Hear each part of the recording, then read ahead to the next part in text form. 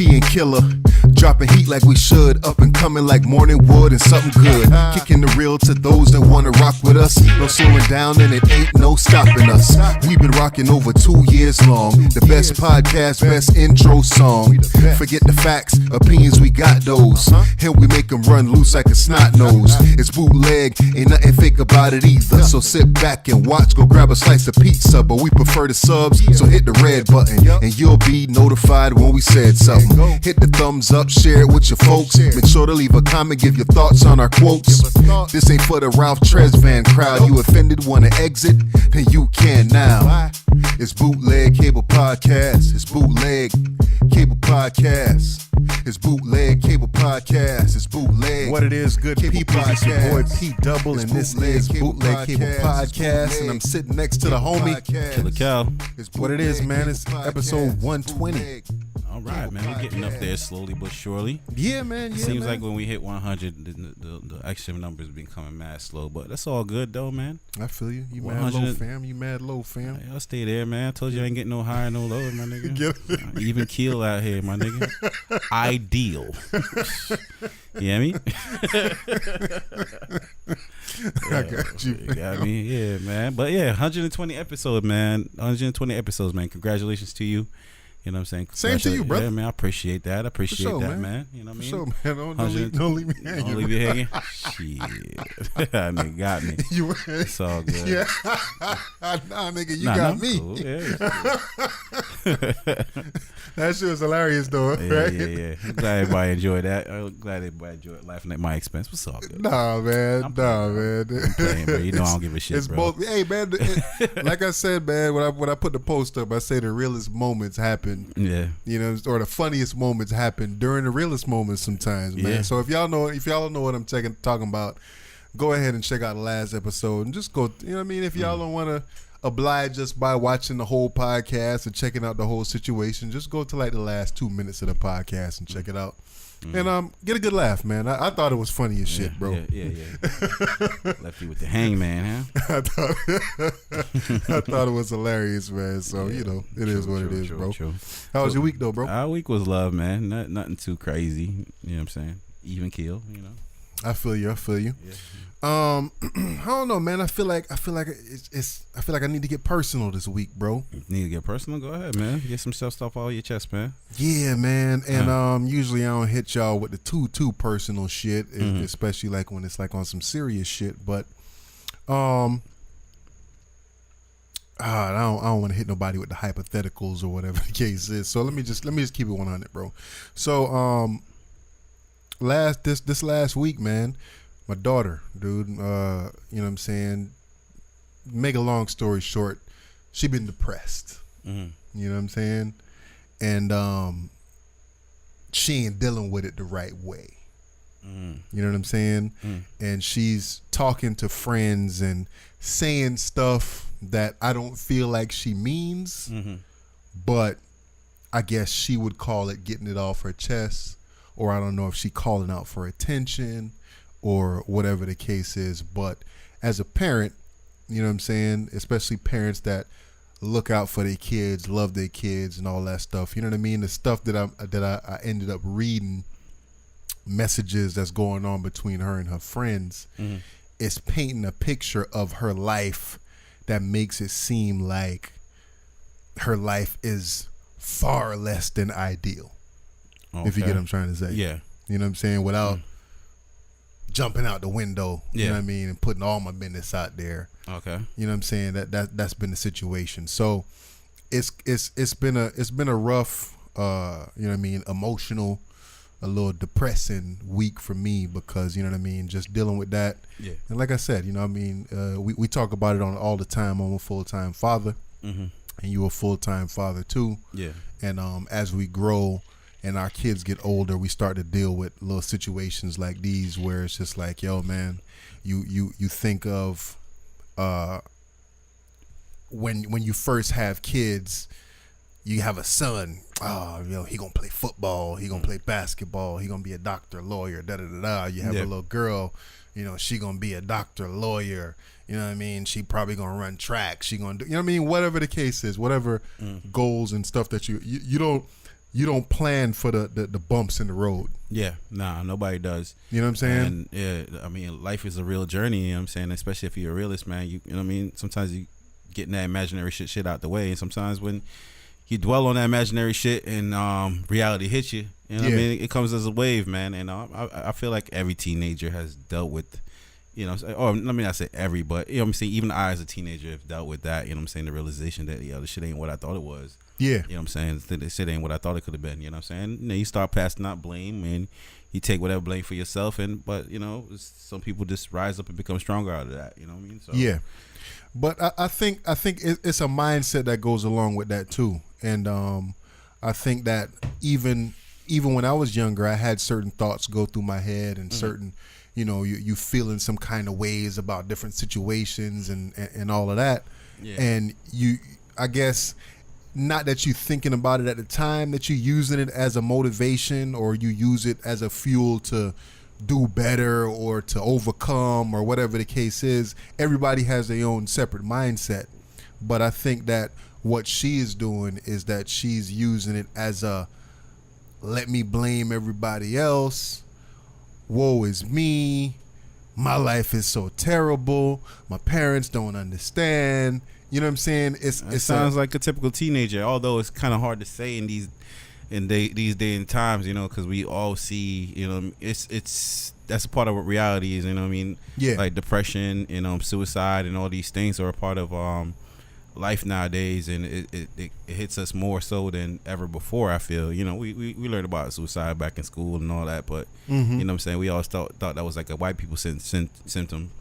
You know what I mean? Yeah. Not You're you right. know what I mean? But you know, as you get older, man, you realize peers and you know what I mean, people that you know from a distance, you know what I mean, have succumbed to those things. So I mean, I guess my advice is, man, take it serious, but you know what I'm saying, at the same time, don't be too involved. You know what I mean? Like, I mean, maybe seek her the right counseling or whatever. See if she and that's exactly what I did. You know what I mean? This morning I woke up and I took her to see the doctor, and you know, got the referrals popping and all of that stuff. So I'm taking it serious. You know what I'm saying? I don't want it to be one of them situations where it's just like, you be alright. Yeah. You know what I mean? And then she not alright. You know what I mean? So I'm definitely taking it serious. But like I said, it's like, I guess it's like a battle in me. Yeah. Kind of looking at it like, yo, I know your life, man. You good? Yeah. Nah. You gotta you gotta remove yourself from that, man. Because you know what, man. Like I've thought about it as a parent, and I've thought about, like, you know, when I was doing the blame game shit too. You know what I'm saying? And I was like, yo, but what's the point though? Like, I came to that really, like, why blame everybody else, man? Now what? You know what I'm saying? If I blame them, now what? Yeah, it's their fault. Now what? You know what I'm saying? So I have to move on. I have to do something.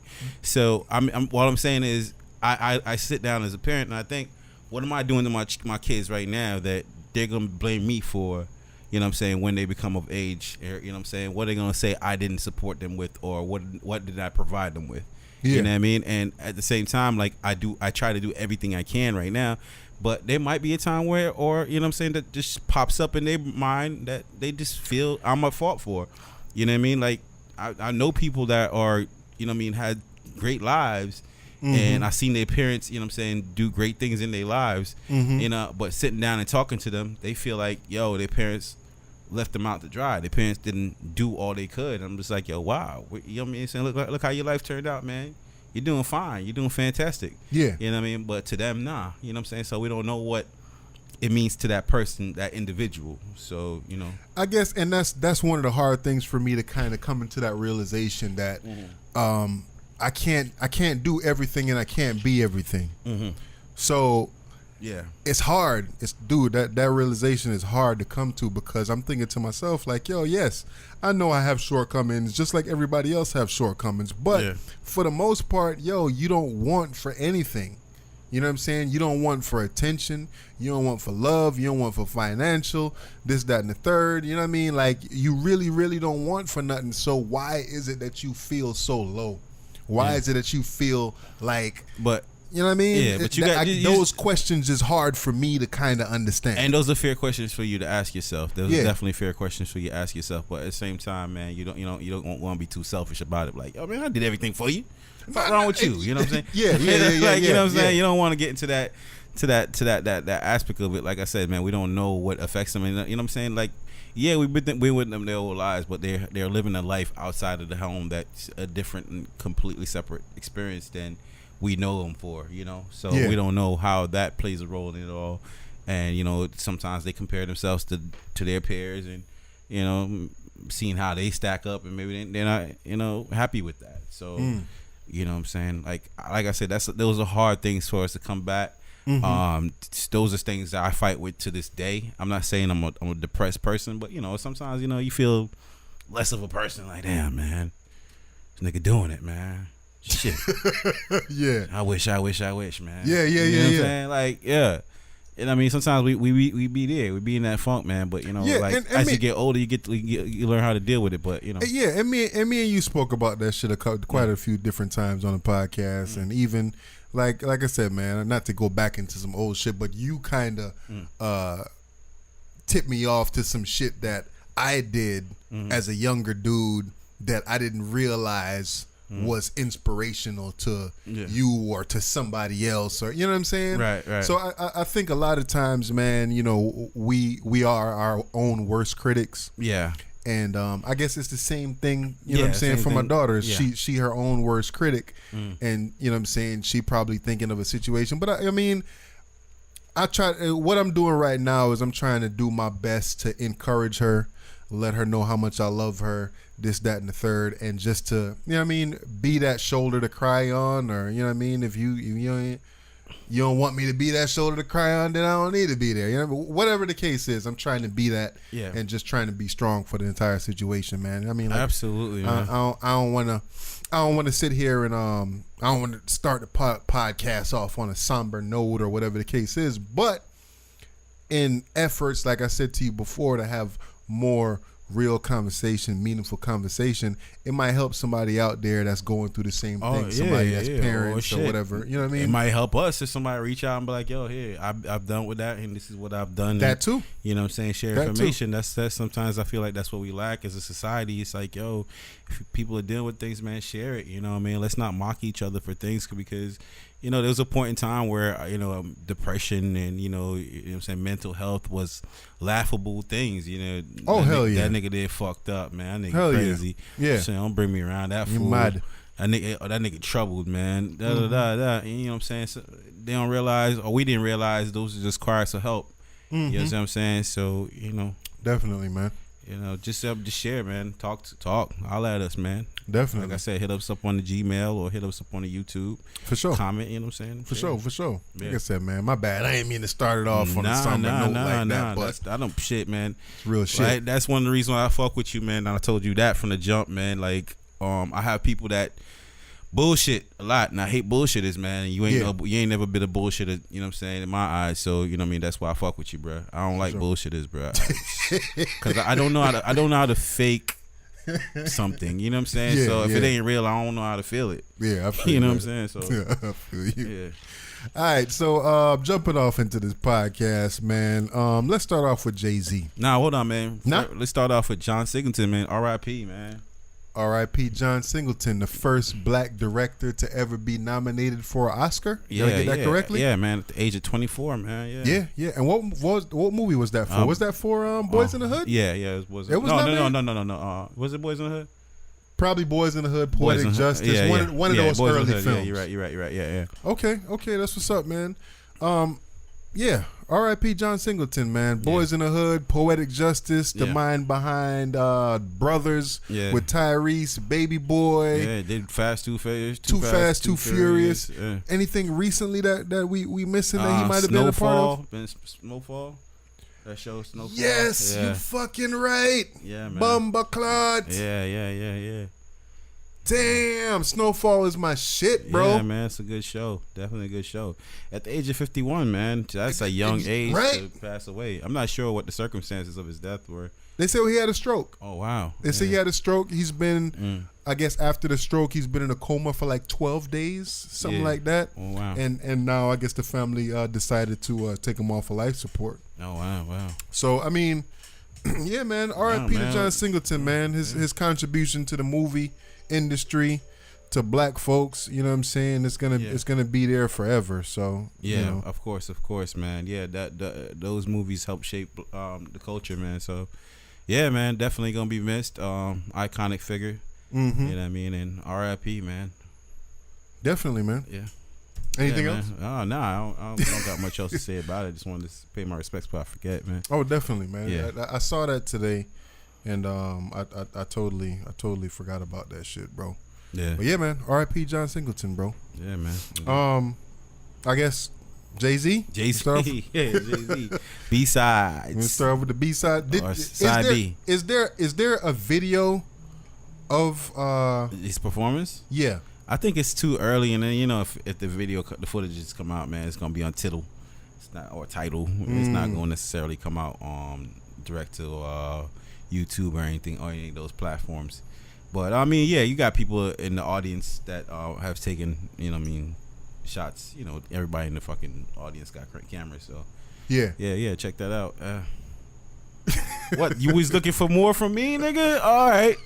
Shit, nigga, I'm telling you, like, I ain't see the video. Like, I saw the Nipsey Hussle freestyle, you know what I mean? Same clip everybody else saw. Yeah, I mean, I just assume everybody know. I don't got the hookup, nigga. Y'all got the hookup? Pass me the link, man. Go ahead and hit us with a link on YouTube, man. I'll click on that bitch if you got a link, man. Come on. I don't know. I'm saying that would be a live ass show to go to, man. I would love to go to a fucking Side B concert, man, for Jay-Z. I mean, what other artists out there would you rock with on the Side B tip? It got to be an artist with a long catalog. So I guess off the Redman. I mean, I fuck with Redman heavy. Yeah, definitely. I'd like to see a Side B. Mm-hmm. Nas, even though he brought out Nas. Yeah. Who else had a little career? Probably. I like to see a Ghostface Side B concert. Yeah, Ghostface. DMX Side B would be dope.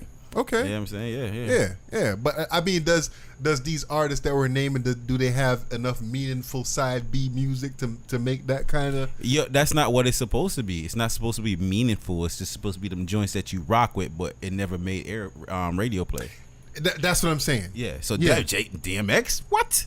Okay. DMX got tons of that, man. So you know I mean, I know we in the era now where we don't really look at the song titles no more, but like, give me two side B titles from DMX that you'll rock with in a concert. Oh shit, 2 side B's. Damn, you asking for titles offhand? I would have to go look at the album. You know what I'm saying? But like, you know what I mean? Artists like you don't have to go. You don't have Mace would make some dope side B's too. You know what I'm saying? I feel. Okay. Like, it's just the joints that you remember from mixtapes or you remember from, from the album cuts. That's the thing. The reason why I was asking is because I felt like I was looking for footage. I was trying to find the footages of Jay-Z Side B concert, but all I seen was niggas with the same footage that everybody else got kind of commentating about it. You know what I'm saying? Yeah. So I didn't really find what I was looking for or whatever. So yeah. But DMX, Let Me Fly. Damien, you know what I'm saying? Shit cuts like that. Okay. Or, like the 24 Hours to Live joint, like that'd be a dope. Okay. You know what I'm saying? Seeing them, or they have joints, man. The Locks and have a dope Side B concert. It's just joints that that your peers know, but you never heard it played on the radio. Those are considered the Side B's, Okay. Or the A side. The A side would be the A side, and that for those that don't know, side A, side B. That's in reference to saying cassette decks, from back in the day. Like you had the A side where, they that's how you kick off the album, and the side B will be, not necessarily the single side. Like it wouldn't have a bunch of singles and shit like that. Is that how it worked back then though? That's how it worked. I feel like that's how it worked. You'd hear the more popular joints on the first half of the album. Yeah, and the second half of the album would be the deeper cuts. I have to go back and look at that and see if that's really the case. I thought it was just like, yo, man. It changed in the CD era. In the CD era, then they play with different arrangements. But back when it was cassettes, yeah, man, that's how they did it, man. You put the top joints on the A side, and then the B side just be like, the deeper cut joints. Okay. It is what it is. So I guess out of the whole Side B concert, man, the lyrics of the hour, I don't want to quote them lyric for lyric or whatever, but basically Jay-Z was talking about. First of all, how you gonna put it in the email? Yo, Jay-Z B-side the video, and you ain't watched near video of the shit. All I've seen was the little clips. I saw the little clips of him bringing out Cameron and him bringing out Nas and stuff like that. But I haven't seen a full somebody got the full we video. We know there's not gonna be a full video of that shit. You know what I'm saying? He probably get shot if he try to put out a fucking full video. This ain't the Cassidy and Goods fucking battle. Okay, is that video out? Yeah. Niggas, I ain't see that shit. Niggas on record their TV and shit. Like niggas say we can't record in the building. They can't say I can't record in my living room. Oh wow, god damn. Hey man, hey, shout out to you, nigga. Shout out to you. Now I know I don't have to go watch that battle. I ain't got fucking Cassidy got cooked. He got cooked? Yeah, he got cooked, man. Oh, he ain't man. built for it, man. He ain't built for that. He's stuck in his old ways, you know what I mean? He's stuck with that same rhyme scheme that he always has. Yeah. You know what I mean? He thinks he's talking fly, but he's not. You know what I'm saying? He doesn't understand the theatrics of battle rap, you know, how to go about it. But and they said that to him before that was, but so the lyrics of the hour is when Jay-Z said basically sum it up, to gentrify the hood before they can. Yeah, man. Well, I feel like we've been preaching that from the conception of this damn podcast. Since we talk about Martin Luther King, like we talk about if you live on any Martin Luther, fix it. You know what I'm saying? Before they do. But okay, so a lot of people have or a lot of outlets have been having problems with his choice of words. What? So when you say gentrification, basically that speaks to moving poor black folks out and moving affluent or well-to-do white folks in. So the word gentrification, that's semantic stuff. So okay, I feel like to the simpletons out there, fucked up. That's fucked up saying simpletons. I feel to the general population, it just means, you know what I'm saying, moving black people out and redoing the neighborhood, fixing it, putting condos, high rises, and better houses in there. Yeah, and then bringing in people of money. That's a general. I feel like it is that people have. It is, but like I said, a lot of the times, or majority of people, especially these scholars who's like really, really studying and into this or whatever, they really feel like gentrification is specific to black folks and specific to white folks moving in to eradicate the black folks. Like that's what it means to them. With that being said, but we know words sometimes take on different meanings. That's just common thing, and I feel like when I heard it, I didn't take it in such. I didn't take it as deep as, you know, this definition or this the way you're painting it right now. That's not the way I took it. I took it as just like I described before, like gentrifying your neighborhood is like, yo, let me clean my shit up, let me fix my, you know what I'm saying. So the Google Dictionary definition is the process of renovating and improving a house or district so that it conforms to middle class taste. Okay. So hey, that's cool. Kicking the poor people. I mean, it don't put it like that. It ain't saying that though. That's not what it's saying. And the second definition is the process of making a person or activity more refined or polite. Okay, so are we not for that, or we are for that? But I think this is a nice that's a nice definition. Okay, I don't think that explains the true process. A white person came up with this definition. Okay. Oh my God. Okay, look, you talk, my nigga, cause God damn, that's why niggas can't have shit, man. Nah, but for real, it's a polite way. It's a polite way of saying that shit, man. Okay, all right. So what? All right, no. So what? That's dismissive. What are you saying? What are you trying to say? Well, how do you feel about all this? I'm not trying to say anything in specific. I just want to talk about the whole. Like, I think that when he say gentrify the hood before they could do it, I feel like he means what this definition is saying. Okay. I feel like that's what he means. And we're saying that's wrong? No, we're not saying that that's wrong. We're saying that a lot of people are outraged because they feel like he doesn't know the history of gentrification, of race in America, of economics. It's like a lot more that goes into it other than, yo, man, I just said this hotline and niggas is gonna quote this shit, whatever. Like, I feel like I feel like he definitely does know what he's saying. Yeah, and I feel like the people that he said it to know what he's saying. So who cares about everybody else? Anybody else that's saying anything, they probably live in a middle class neighborhood. They probably from a wealthier area, and they, you know what I'm saying, or they're from higher education, so they're capable of drawing those parallels. But I feel like on a street level, if that message that Jay-Z conveyed touches them, they're going to take it from the standpoint of what that definition is. Like, yo, we need to clean up our block.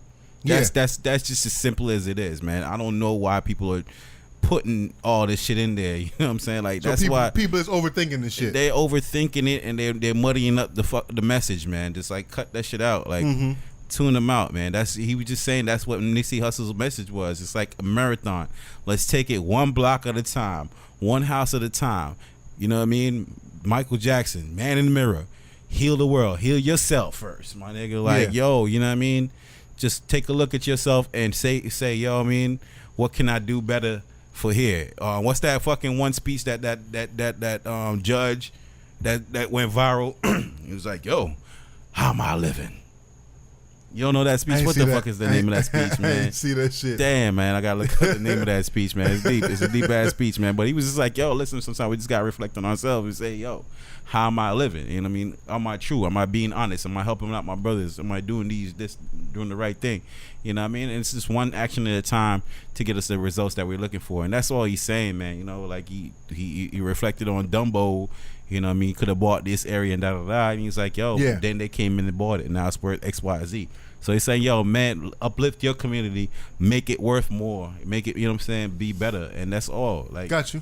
I don't think anything else dude, should be applicable to this. I agree with what you're saying, but it's one of those things where nowadays every single thing that you say, it got to be a certain outrage behind it. It got to be like, yo, that's not what he meant. Oh, he don't understand the whole, you know what I mean? He need let me teach him economics and let me do this and let me do that and da. Like this dude, he just out here saying words, but he don't know the implications of it and that, like, yo, just chill. Chill. Like, yeah, we understand that a lot of y'all out there, y'all went to school for this shit and y'all studied. Like, this one dude made this whole video and broke down the whole power structure between the white and the black folks and how much black folks in certain neighborhoods is worth, and certain people have net worths of $200 and net worths of $8 in certain communities, and a white person from a middle class neighborhood is automatically have a net worth of $150,000, and like dude, you going a little too far in this shit, way bro. Overcomplicating. Yeah, what's something keep plugging out and plugging in? I don't know if it's coming across on your joint. Oh, I don't know if it's. It's like I don't know if it's coming across on the recording or not, but yeah. Hopefully, yeah, that's what it is. Whatever it is, you just touch. Hopefully not. Let me go ahead and put this volume down. So. Okay, hopefully that don't.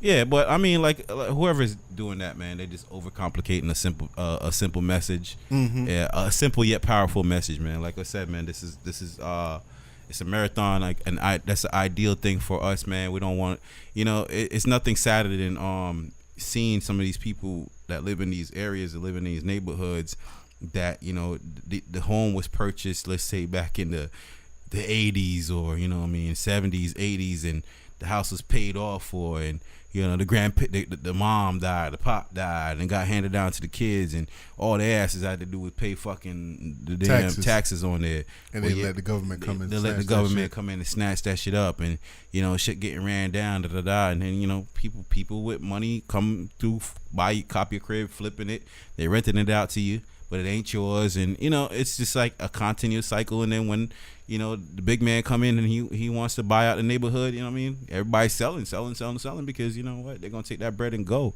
What I'm saying? And then the end result is that people have a problem with the big man coming in and buying it. Yeah, and then you have a bunch of displaced people that now where do we go? Now you're getting bunched up in a hood where it's a power struggle, and one of the violence come, and one of the counter arguments was that one is, again, that they're saying that Jay-Z is oversimplifying this shit, and two, he's making it seem like black folks is responsible for the situation that they're in.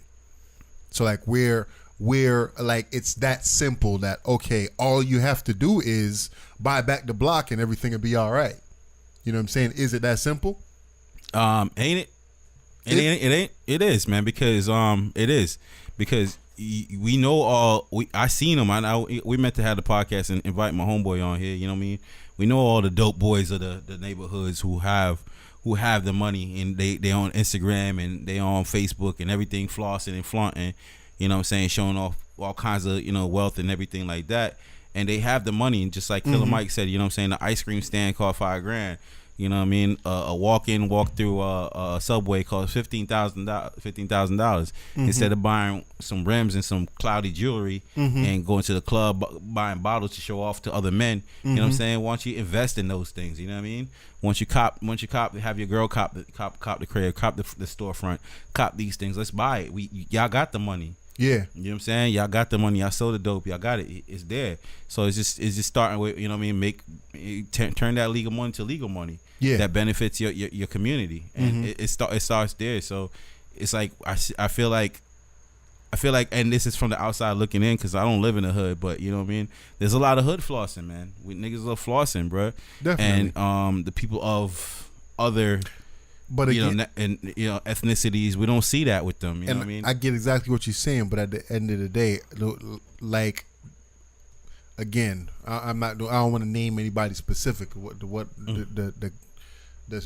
pushback is saying that Jay-Z is making it seem like it's as simple as one, buy back the block and everything will be all right, and two, that we are, as black folks, as poor black folks, we are responsible for our own situation. Are we responsible for being in these poor neighborhoods and whatever? Like, is that? You in the neighborhood, you're there. So, a lot of people say, let's get up out of here. And what I'm saying is, if you're there, do your part to make it better. Start with you. Yeah. And if that starts with every individual, if every individual could own that message and say, it starts with me, then, you know what I'm saying, doing the right thing, you know what I mean, eventually becomes the greater good for everyone. You know what I'm saying? So, like, to start, you know what I mean? Hey, listen, let's get these hoopties off the front yard, for one. You know what I'm saying? Let's stop having these people hang out in this certain area for two.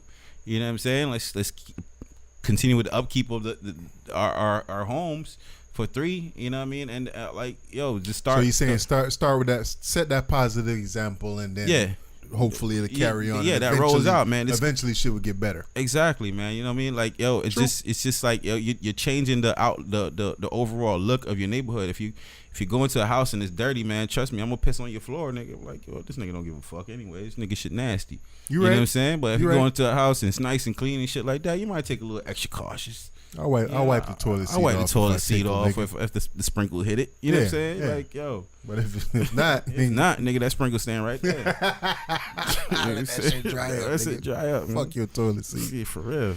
What you feel about the whole Cameron situation? Him making up or squashing the Cameron beef and all that. A lot of people putting big stock into that shit. I mean, there it goes right there. Somebody had to be the bigger man first, and you saw Dame Dash apologize to Jay-Z, and then I'm saying everybody trying to piece it back up because it's like, fuck you forever for what, man? It's like, listen, let's piece it up, man. Like, I've moved on. I've been living a affluent life, and and I mean, continues to have beef, it's not necessary, man. If the piece up between us could be a good look for you, then why not? Let's do it. Gotcha. So, you know what I mean? Jay-Z, I'm sure, offered it up to him, and Cameron accepted. So, you know what I'm saying? That's a big Well, at the same time, too, man, this nigga Jay-Z, he about to be 50 this year, bro. 50. Yeah. You want to die with all that type of shit vibe. But that's crazy, though. Like you said, John Singleton is 51, bro. Yeah, passed away.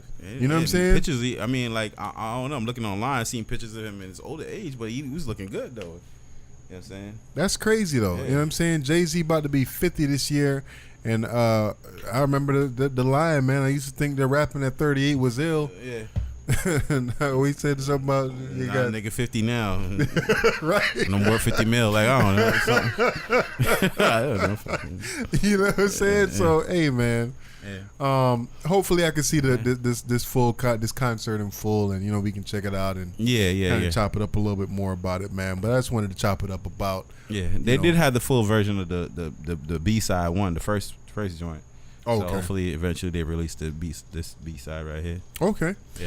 And talking about grown man and on some grown man shit, the boy Offset reunited with his father after 23 years. Mm-hmm. So they throw that number out there, 23 years or whatever, but I think Offset is like what, 27 or some shit like that. So supposedly his pops left when he was 4, and they didn't ever really get into why his pops left. I know he did interviews in the past, and I remember him talking about it, but the Migos never really used to get into specifics about their life and let people get into personal with them or whatever. They kind of starting to open up now and be a little bit more fun, this, that, and the third. But reuniting with your pops after 23 years, man.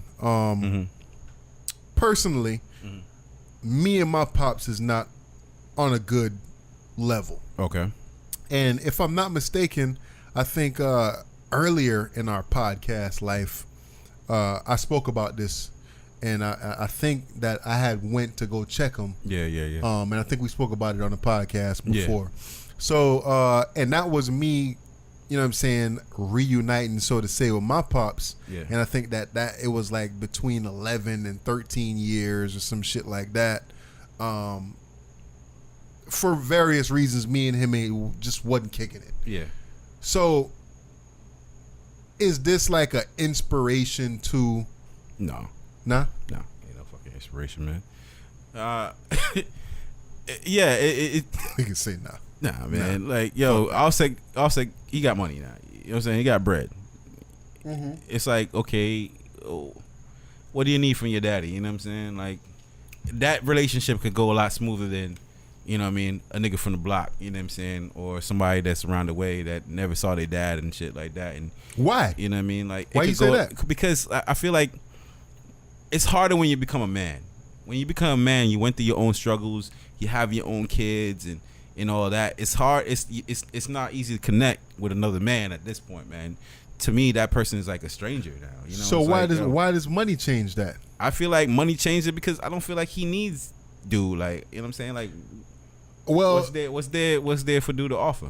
Well, it seemed like there's something there for him to offer. It's some kind of missing link there. It's some kind of emotional attachment or whatever, because, you know what I'm saying, he dapped it up, hugged it up with him, dropped some tears or whatever. I don't think that he was acting in this situation. Nah. So it's dude, at the end of the day, man, and I guess I can speak for myself. I can speak for myself. When I was younger, and I think that all young dudes, all young boys look at their pops the same way.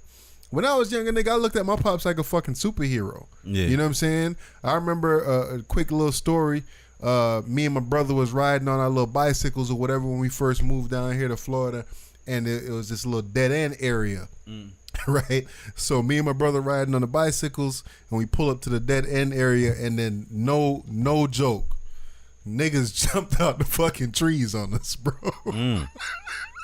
Like ninjas. Niggas was in the trees. Warriors. Chilling, right? So we pulled up to the dead end, me and my brother. Niggas jumped out of the trees. I was probably like 7 years old, 8 years old, and tried to jack us for our bicycles. So it was like 3 dudes, and like I said, obviously me and my brother riding the bicycle, and like I stood up for a second to fight. And you know, my brother being the fucking OG that he was, this nigga started throwing hands with them. You know what I'm saying? As soon as niggas jumped out the trees. And he was just like, yo, run and go get Pop Dukes or whatever. Saying we wasn't too far from the house. So I was like, all right. Nigga, I'm jetting down the block. Ran to the crib to go get my pops or whatever. My pops was like, what? Niggas did what? So hopped in the car, drove up to the dead end. My brother out there breathing hard and shit. Yo, they went around the other side. All right, jump in. My brother jumped in. Nigga, we drove around the block. Pops, Round to the other side of the dead end, seen them niggas coming out of the dead end with the bicycles. Pop Dukes jumped out, whop, whop, swung on some jits or whatever, bust them in they shit, got the bikes back. Okay. You know what I'm saying? Superhero. All right. So, Do that real daddy shit. So it's certain shit in a young man's life that only dad could provide, man. Yeah, and I'm sure you probably done did some shit for your son. Right, but what I'm trying to say is those connections, like you, that sounds like you of a certain age to experience those things. Yeah. But when your pops wasn't in your life, period, like you don't have that kind of memory of your pops, right? But you probably yearning for that though. You're yearning, but now you your pops can't give you those kind of memories now. True. And he you know what I'm saying?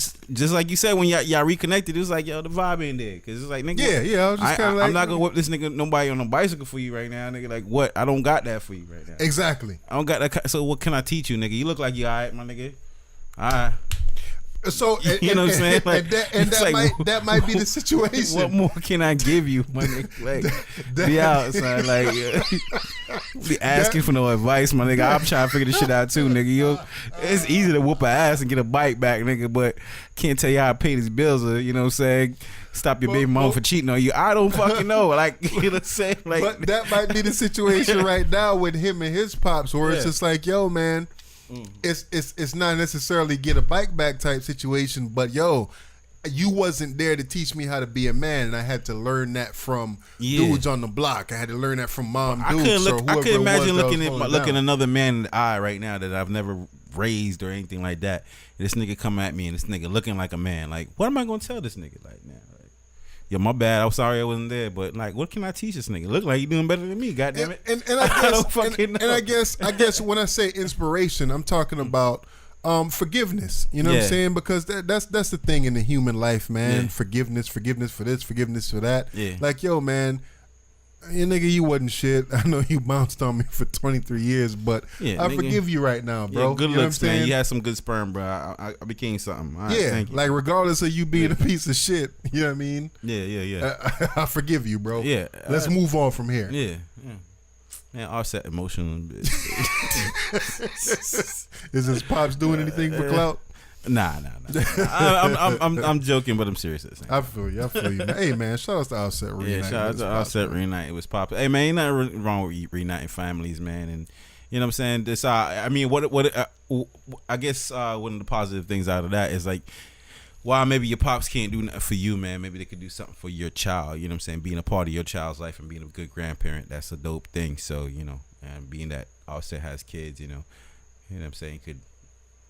His dad could be a part of their lives, you know what I mean? Like he wasn't able to be a part of his, so, you know. True. And I mean, you know, kids gravitate towards grandparents, you know what I'm saying? Heavy, so. Right. Yeah. All right. We saw yesterday, day before, whenever it was, a Nipsey Hussle mural in Connecticut got defaced by some little young chick. And SK gang? Yeah, SK, whatever. Don't quote me. So, so I mean, but I don't even necessarily want to talk about the whole Nipsey Hussle disrespect or whatever the case is. But I know that you know what I'm saying, you know about the whole graffiti situation. Yeah. You know what I'm saying? So, as an artist, I want to talk about this on a different level. R.I.P. Nipsey every time we talk about him. Mm-hmm. But, yes, that's disrespectful to deface a R.I.P. mural or something that's dedicated to Nipsey Hussle. But again, off of that level, on an artist level, this is for the most part a hip hop podcast. And again, you are artist. Yeah. How does that whole situation work? You gotta give it like, if I do a piece on a premier spot, like, you know what I mean, like on a wall where it's getting traffic or whatever, it has to stay up for at least 3 to 6 months is the time expected for it to stay up before you can touch it. So that's how that works. If not, you know what I mean, like I'm gonna sort out whoever that person is, and you know what I'm saying, I'm gonna have some hands with them. If you go over my piece. Yeah. So if you when you talking about go over your piece, you're talking about artistically going over your piece. Like say, it's a Nipsey Hussle mural. Let's just say John Singleton died. Yeah, and we want to put John Singleton up. Well, it works differently for murals. Like a mural is different. If it's a mural, it's different. That's disrespect. That's not necessarily to the artist, the artist himself. It's disrespect to the human being that mural represented. Yeah, that's what the disrespect is. But if I did like a art piece, not necessarily a RIP mural, but if I did a mural, or I did, you know what I'm saying, whatever I wanted to do, it has to stay up there for at least 3 to 6 months. If it's in a prime spot, yeah. Yeah. You can't just go over my shit, nah. Got you. So I mean, like I said, man, I didn't know it was like rules out here to this graffiti shit, and I don't even want to put homegirl in this context like saying she's an artist, because she definitely wasn't no artist. She just brought a freaking can of spray paint out there and was just tagging cherries and SK and her name, and you know what I'm saying, tagging all of that shit over Nipsey Hussle name. It wasn't even they ever show their face on camera? Yeah. Oh man. Yeah, it wasn't even like she was like putting up artwork. She was just out there just to be disrespectful. Oh, okay. Specifically, you know what I'm saying? And like I said, if y'all watch the video, it was a couple of people out there with some dudes, and they was kind of talking to her like, yo, shorty, why you doing that, whatever. And it was just like a lot of people watching the video was like, yo, why y'all ain't stop her, why y'all ain't snatch the spray can from her, this, that would have made it worse, man. That would have made it worse, because if he did all that, she's coming back heavier. She's coming back heavier with iller intent. She's gonna fuck that whole mirror up.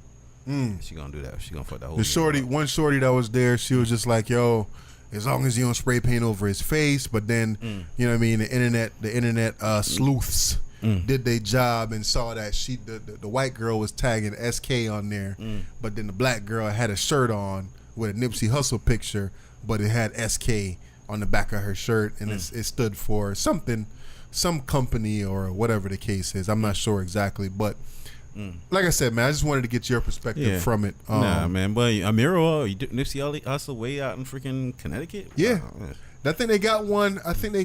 Either in New York or Jersey too. I think it's one in Connecticut, it's one in Jersey, and then obviously, you know what I'm saying? Yeah.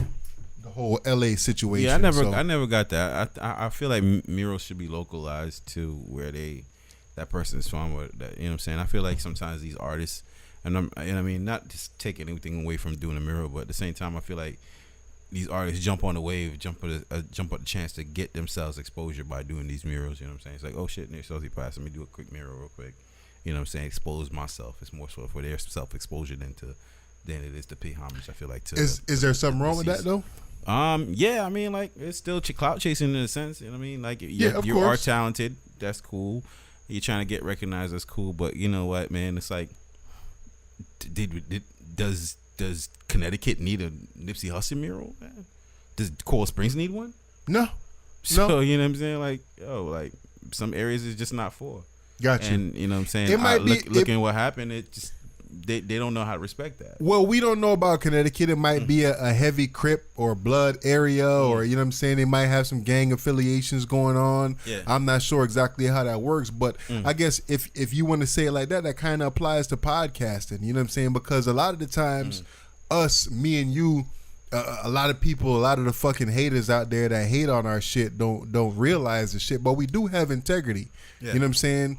And we don't necessarily just go for the big story just to go for the big story to, you know what I mean, put it out there and let's get subscribers and this, that, and the third. I'm from the mindset of those that really, really rock with us, y'all that really, really rock with us. If y'all rock with us heavy enough, y'all gonna talk to other people about the podcast, and eventually it's gonna get where it need to be. You know what I'm saying? Absolutely, we don't need to clout chase and go for every freaking big story. And you know what I'm saying? Even the whole Nipsey Hussle shit, when me and you spoke about it, I could have easily put a clip out and tagged it a certain way, and it had 100,000, 200,000 views, million views, or whatever. And then that's you know what I mean? That's the God's iron shoe. These views ain't hard to get. Exactly. They ain't hard to get. They ain't hard to run up the numbers real quick. All it takes is that quick clickbait.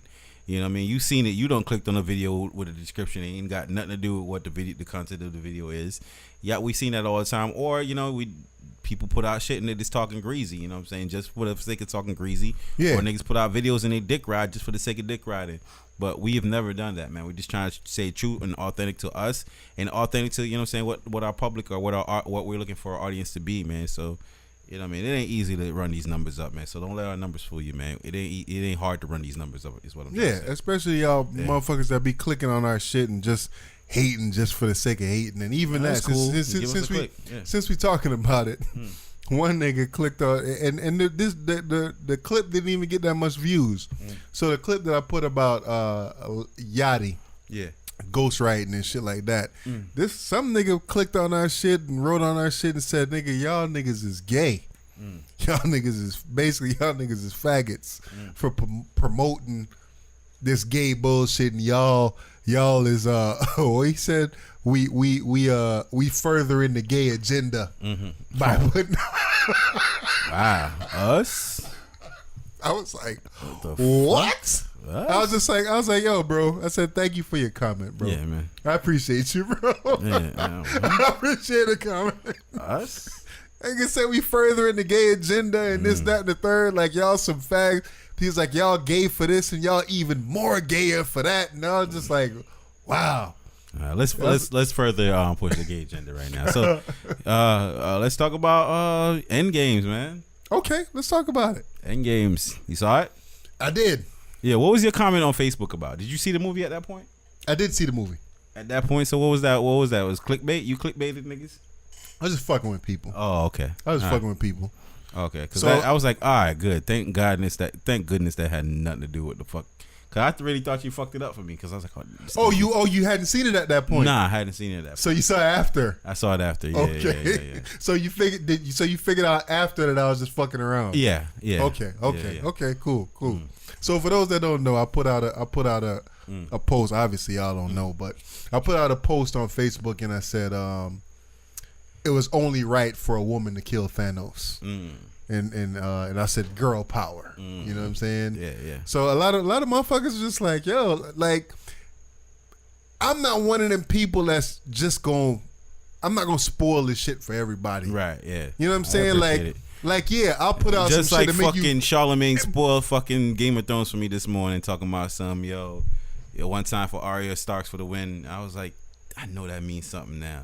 You know what I'm saying? I couldn't unhear what I heard. And watching the show tonight, because I work overnight, so I didn't get to see it Sunday night. I got to watch it tonight. Yeah. And watching it tonight, I was like, the whole time I knew she's gonna end up fucking being the victor of all this shit, and it kind of spoiled it for me. But yeah, go back to Yeah. So I'm not the type of person that's gonna spoil shit for nobody just for the sake of you know what I mean. Like, I think that's fucked up. Yeah, it is fucked up. You know what I'm saying? For people that didn't see it. Some dude got knocked out in China for that shit. In China? Was it China? Yeah. So somebody was outside in the line or some shit like that? Yeah. One person was in the line to go in, and then one person coming out saying all the shit about the movie, and nigga was like, yo, shut the fuck up. About to go in and watch that shit, nigga. I don't want to hear all this shit. Yeah. Nigga end up fucking soy sauce in that nigga, yo. Damn, son. Yeah, man. Yeah, man. So, but what I posted though, when you was watching the movie, you was like, damn, this nigga Dub was for real. Yeah. yeah, because I was like, because I personally did not enjoy the Captain Marvel movie.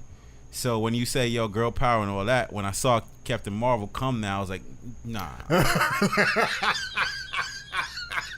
I was like, and I purposely said that because I was like, yo, I was watching it and I was just like, nah. Like, no, this ain't the way it's gonna go down. Yeah, and not that I'm trying to be anti-females. I don't have a problem with the female being the winner. Not at all. But she had nothing to do with the franchise up until like 2 months ago, so she can't be the one. All right, so let's give it a little movie review. And then, we doing mad spoilers right now, yo. Spoiler. But did we give a spoiler though? Huh? Did we give a spoiler? Nah, we ain't give no fucking spoiler, man. But I don't know how to talk about it without giving spoilers though. Hey man, well fuck it, man. Y'all see the shit. Spoiler alert. We gonna have some spoilers. If y'all ain't Skip past this part. Yeah. Turn to another fucking video if that's the case. Oh no, just skip past this part. You're gonna listen to the rest of this goddamn podcast, damn it. So let's talk about the movie in general. Like how did you feel? All right, first I gotta talk about my movie experience. It was hard because I really wanted to see the movie. However, it was trying to coordinate with my family, with my kids and my girl to go see this movie, and that presented a challenge in itself. So every movie theater had nothing but front row, or scattered seats. You know what I'm saying? I'm not going to sit away from my kids. So we finally was able to find a movie theater, on Sunday, a little early in the day, about 11:30.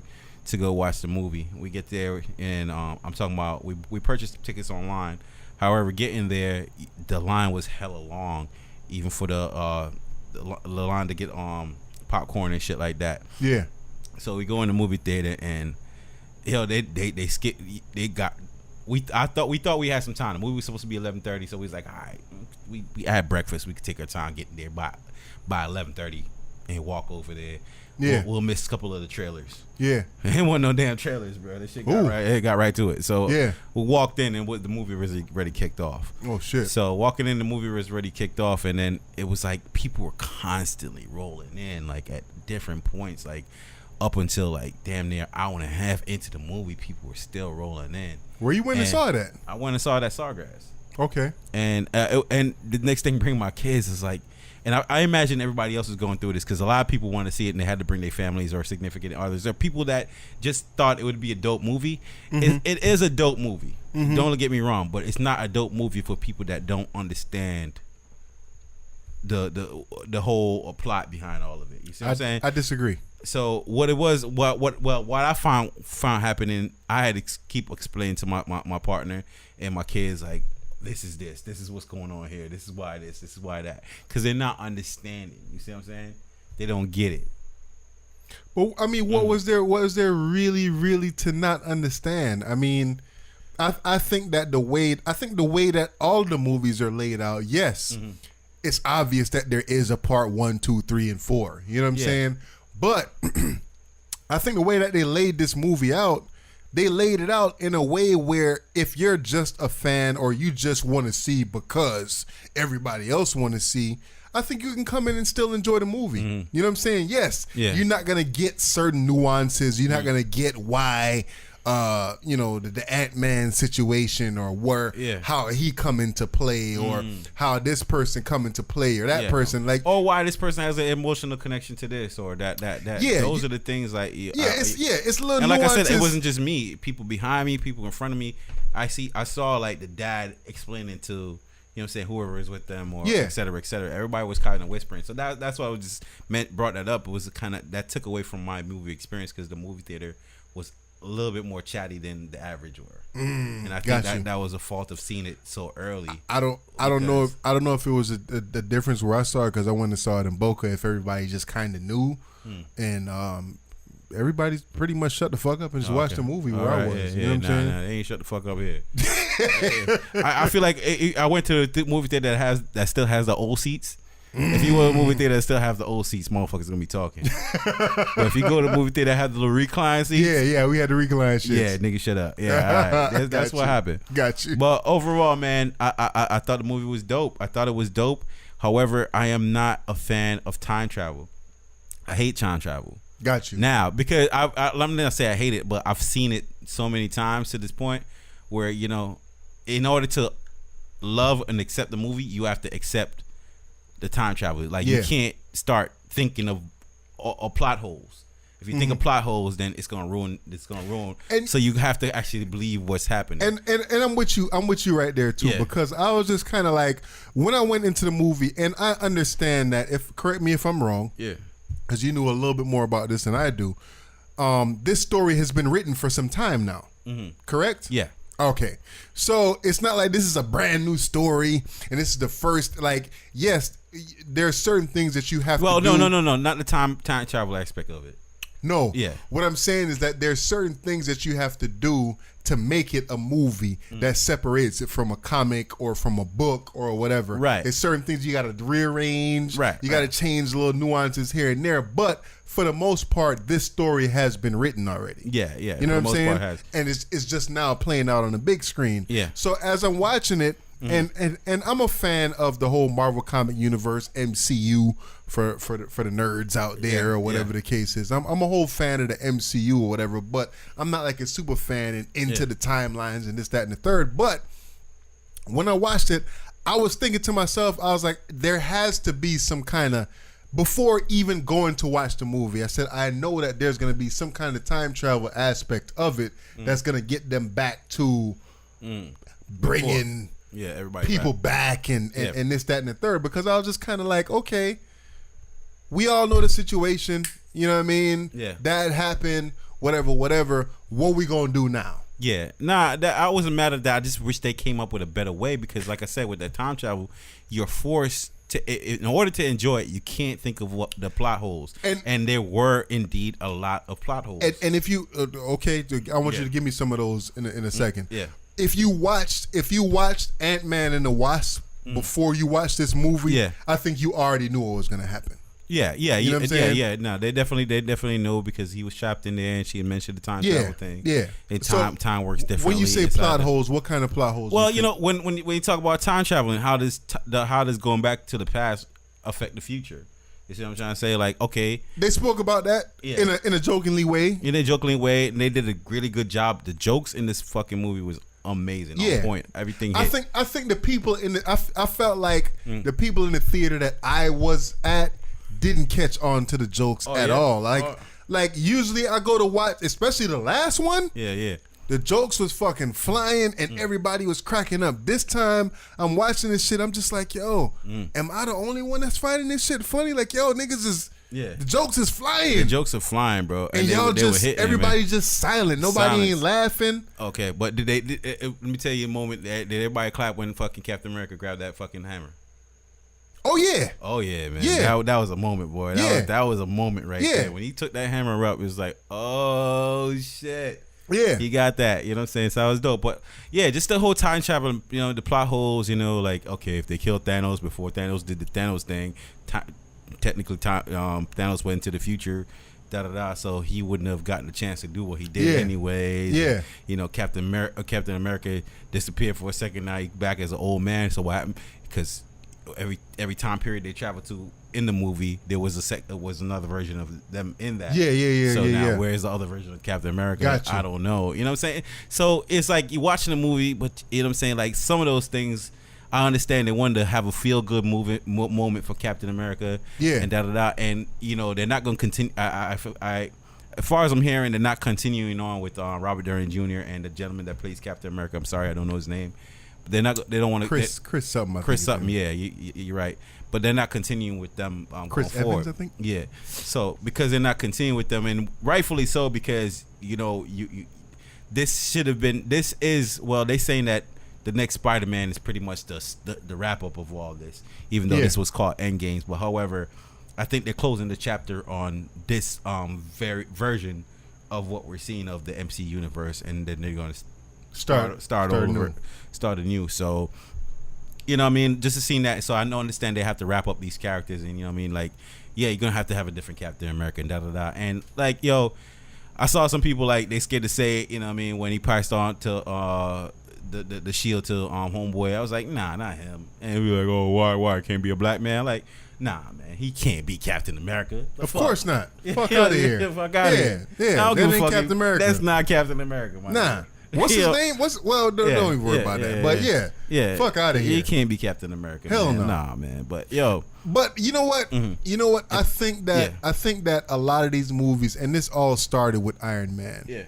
I felt like from the beginning, and they said that the last 22 movies or whatever started with Iron Man. Yeah. I feel like it's been the Iron Man show the whole time, yeah. The entire time, bro. Iron Man has been the Batman. Iron Man is the Batman of the MCU universe in a sense. But I guess I'm not understanding how though. Yeah, but he is though because he's out. Like I feel like they made him that. Nah, because he's the most affluent one of all of them. He got the money, the wealth, and the knowledge. True, but what I'm saying is and that he's just as you as you as a dude, like as you as a young reader of the comic books and all of that, was Yeah, Iron it Man didn't come really across- that dude? yeah, Was people really fucking with Iron Man that hard, bro? nah. I mean, the X-Men, Wolverines, and you know, what I mean, the Hulk Yeah. and all those characters Yeah. were primarily. And the I character. felt like in this movie, I felt like they bitched the Hulk up. Oh yeah, definitely. I was liked them, like, but they I didn't let did. him. They didn't let him rage out. Like that Dude. was fucked up. I was watching this movie. I was like, yo, how can y'all have him be a complete bitch? What was the movie before this? What's it called again? Infinity Wars. How can Yeah, y'all get him have him fucked be a up. complete bitch In Infinity Wars, and then now in Endgame he's just this smart, humble guy, and Yeah. he don't want to. He ain't with the what? shit. It's like yeah. Nigga, I'm watching this The- shit the like, most- yo, I the want most- Hulk to fuck some shit Yeah, up, the most bro. aggressive shit he did was flip a chair. That Through shit the was entire crazy. movie. Yeah, I was just like, yo, come that was not that was the sour point of the entire movie for me. It was a great movie. Yeah. I loved it. But that was the sour point of it. Yeah, And yeah. not saying that I'm the biggest Hulk fan or whatever Yeah. the case is, but I was just like, yo, y'all gotta have Hulk fuck some shit up in this movie. Yeah, that was fucked up that they didn't utilize Hulk in that fashion. Even the fact that after he snapped his finger and whatever, transitioning to the funeral, his hand should have got healed by now. That's Hulk, man. You know what I'm saying? So You know what I some mean? of those that pissed me off. Although what I'll say I love about the Hulk, the illustration of him, like the way he was depicted on screen, it looked really dope. Definitely. Dope. 100%. Visually dope. Hulk looked like just a muscle bound motherfucker. He looked like a Hulk. Yeah. But he just never went there. And that kind of pissed me off too. I really did. That shit hurt, bro. Yeah, it did hurt, man. It did hurt. Thor, Thor. Nigga. They made Thor into a dude, bro. Thor was just a dude. Thor man. was that dude in this movie. Yeah, man, he was. Captain man. America was that dude in this movie. Yeah. Captain was that, but he always been though. And I feel like they always did a really good job at making Captain America feel like Captain America. Like you got that vibe off of him. Nigga, the Thor. Even when Captain America was fighting Captain America was like, "Yo, I could do this all day." He's like, "I know." Yo, He's like, I came away from this movie and I was just like, yo, Captain America is that dude. Yeah, man. After watching this shit, I was just like, yo, especially the best fight was the Captain America versus Thanos fight. Yeah, man. Like he I was just like, in it. yo, He was on it. I just wanted to Yeah. stand up. Yeah, and clap. and yeah. just clap. I was like, yo, this is fire This right is now. fire. I can't I'm wait into this, bro. Yo, I'm gonna watch that movie again, but I can't wait till they put out the YouTube clip of just the fight scene alone. Yeah. 'Cause that whole entire fight scene was just so ill. There was so many moments in there that really captured your attention. Even when Falcon, when Falcon came down and stabbed dude in the chest with the fucking with his wings, that shit was ill. You know what I'm saying? Seeing Captain America, you know what I'm saying, and just knowing he doesn't give up. He doesn't give up. So you know what I mean. When Thanos was talking all that shit, he came up, stood up, strapped on his fucked up shield, like nigga. Round 2, nigga, what? Yeah. And just to see everybody started, you know what I'm saying, coming in like, yo, I'm on your 6. Like, what? Oh! Because they did a good job, even though we knew Hulk snapped everybody back and we knew everybody back. And even though you knew they were coming, it's like in that moment, it was still so special to see everybody else show come up. at the same time. Yeah, that was dope. And Dude. the one moment they could have done without too was the whole, and again, not to sound like anti-feminist and all that, but that whole like, she's not alone, we got her back moment. I was just kind of like, how come on, cheesy though. is that this shit was just fucking cheesy as fuck. Nobody needed that shit. Everybody, they was in battle. At that point, you was just like, yo, this nigga dub. Yeah. I was like, this nigga fucking dub, man. And then I was like, nah, if she fucking beat Thanos, man, I'm gonna throw something at his fucking screen. Bro. She can't be the one to fucking beat Thanos, my nigga. She cannot. And that's how I felt. Yeah. Like I was like, yo, Shorty came out the sky or whatever, and I was like, yo, are they really gonna make this bitch kill Thanos? Scarlet Witch did fuck his ass up though. Yes. Scarlet Witch was on his ass, and she is that powerful. But you know what I'm saying, not to beat Thanos, but she is that powerful, even in the comic books, to kind of hold her own for, you know what I'm saying, whatever moment it was, because he had to call out the infantry like, nah, nigga, blast this whole motherfucker right here. Yeah. Shoot everybody in this bit. What about our people, nigga? Fuck that. Everybody. Shoot everybody. And I like that they didn't really necessarily defeat Thanos. They beat him, but it wasn't like, yo, they fucked him up. It was just like, oh, yeah, you got me, huh? Yeah. You know what I'm saying? Because, you know, Iron Man was able to, because we saw this struggle before when he almost got the glove off in Infinity Wars, but this time he was able to get it because those are his nanotech. So he's able to, you know what I'm saying, run it over to his glove right quick. I was kind of surprised at that point. I was like, oh shit. I was like, yeah. What happened right here? Yeah. You know what I mean? So I was surprised at that point. And dude, like I said, overall, it was a really, really good movie. It did not feel like a 3-hour movie, bro. Nah, it didn't. It didn't. But that's the thing. And you gotta check it would this, though. for people that don't know, because there was a lot of, you know what I'm saying, there was a lot of building, there was a lot of talking and everything like that. While as a fan, you will enjoy it. What I'm saying is, for the casual or for just a movie goer, they don't understand what's going on here. So I found myself having to explain a lot of that to my family. I think what they did is they did a good job of keeping everybody engaged even from the beginning, because I watched it in the beginning and they showed is it Hawkeye? Yeah, okay. Yeah. Hawkeye was in the beginning. As a ninja. Yes. Yeah. Okay. Yeah. Okay. So Hawkeye in the beginning, when you know what I mean, the whole snap situation, I thought that was like one of the dopest ways to start the movie. Yeah. You know what I'm saying? Where this cat was, he looking for his daughter. Yeah. You know what I mean? This, that, and the third. And I think that from there, it kind of kept everybody engaged. That's the scenes I missed. So in the very beginning, Hawkeye was looking for his kids? In the very beginning of the movie, he was looking for his kids. Like, he was playing with his daughter in the beginning of the movie. Oh, okay. He's playing with his daughter. They having a picnic or whatever. When I came in, Iron Man was in the ship. So yeah, Iron Man was in the ship when he was playing football with homegirl. Yeah. So I missed that point. Yeah. So in the beginning of the movie, Hawkeye was playing with his daughter outside, like he's father-daughter situation. The wife is out there, and they, you know what I mean, they playing around, whatever, because, you know, in the last movie, he wasn't really present like that. Yeah, right. Yeah. You know what I'm saying? So he was there being a fucking family man, and then, the snap happened. Yeah. They disappeared, and he was just on some... What? Like, it just and that's like, you can imagine anybody else in the universe would have been at that point. Yeah, like, it was just like, yo, what, you know what I'm saying? And he started freaking out. I think that the way they started that, so you didn't see what happened with Thor in the beginning then? No. Fuck. You didn't see what happened to Thor in the beginning with Thor and Thanos in the beginning of the movie? When he chopped his head off? Yeah. Yeah, I saw that. That part I saw. I saw that part, yeah. I thought that the way they started that was hard. I was just like, yo. Oh, they got right to it. Yeah, they got right to it. Y'all went to shits immediately. Off rip. The same thing with Infinity War when fucking Thanos killed Idris Elba and all the niggas. It was like, okay. I was just like, yo, this y'all how we went gonna to do this? shits already? That's definitely how we gonna do it. Yeah, you know what I'm saying? So I think the way that they brought it in, and then they made it kind of fun throughout the middle. Yeah. Thor, you know what I'm saying? To try time travel shit.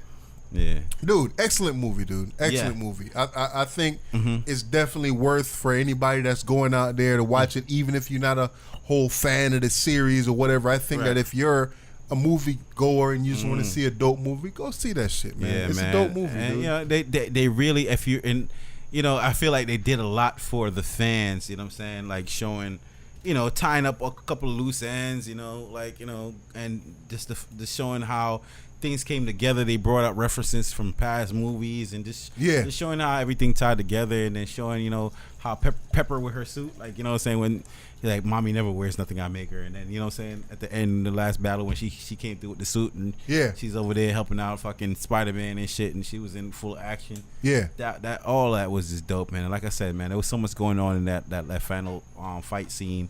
I just can't wait to rewatch just that fight scene alone again.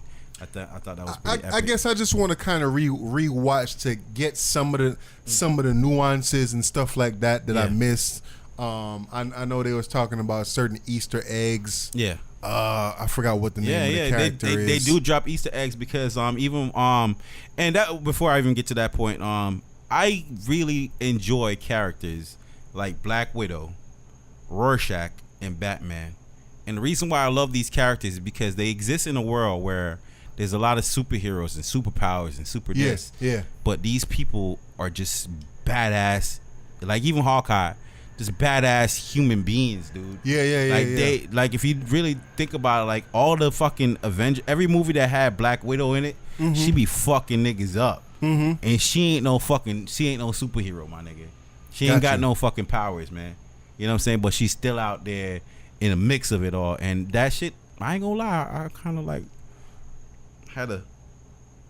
Really? Yeah, man. When she fell off that cliff, man, I was like, I didn't, because I knew it was gonna happen, but I didn't know how they was gonna do it. I don't even know how they was gonna make it connect. And I like the fact that, you know what I'm saying, her and Hawkeye was just like really fucking fighting to see who was gonna commit suicide. That was crazy. Yeah. That was fucking crazy. It was just like, yeah, all right, you go. And then, fuck that, you crazy. And nigga running like, yo, bitch, I love you. Like, nah, you ain't gonna be the one. You're like, nah, nigga, I love you. You ain't gonna be the one.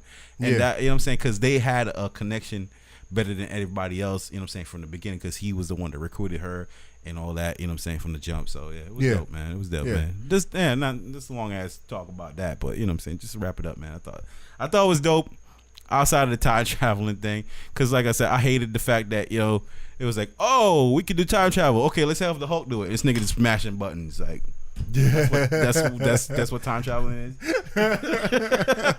What you feel about that the scene, bro? The That's the whole reason why we got into this conversation. You know what? The Captain America scene where he was there talking. I said a lot to say that I didn't get it. I didn't see it. You didn't see that scene? Right. So because of what I was telling you about what was happening in the movie theater. Yeah. That scene was playing, but what was all the people talking and chattering, and then my kids asking me this and that. I took that moment to reply to them about a lot of things that was happening on the screen, because I didn't think that was an important moment, and I didn't get to hear the context of the conversation. I think that scene, and you know, that was one of the Russo brothers. I'm hearing that was one of the directors that was in the scene. Oh, was it really? Yeah. I think that scene was so unnecessary. It was so Disney, man. Yes, new Disney. Definitely new Disney. I think that it was so unnecessary, and it was just kind of like, why? Okay, what scene are you referring to? What are you talking about? Bring the audience. We talking about the scene where Captain America was in. This is after 5 years after the snap. Yeah, and everybody trying to cope and deal with the situation. So they had like an AA meeting type. They had like an AA meeting type situation where Captain America is talking to these two dudes or to a group of people, and in one of the people was talking about like him finally going on a date with another guy. So, you know what I'm saying? Why is the headline saying a gay superhero though? I don't know if this dude was supposedly a superhero. I might be missing something. I mean, I didn't hear a name drop or anything like that. But I think it was just a scene. It was a scene, basically. Did you catch it while you were watching it? Yeah. Okay. Yeah, it was a scene that was, to me, it was there to normalize gay activity. Well, what if that gentleman? Well, okay, so let's say as a gay director, I know that's a hard fucking role for you to pace yourself in, but if you were a gay director, I mean, wouldn't you want some kind of representation of yourself in your film? If that's the case, if I'm a gay director and I want some kind of representation in my film, I'm gonna put a fucking gay superhero in there. If I'm that, what's the word to use?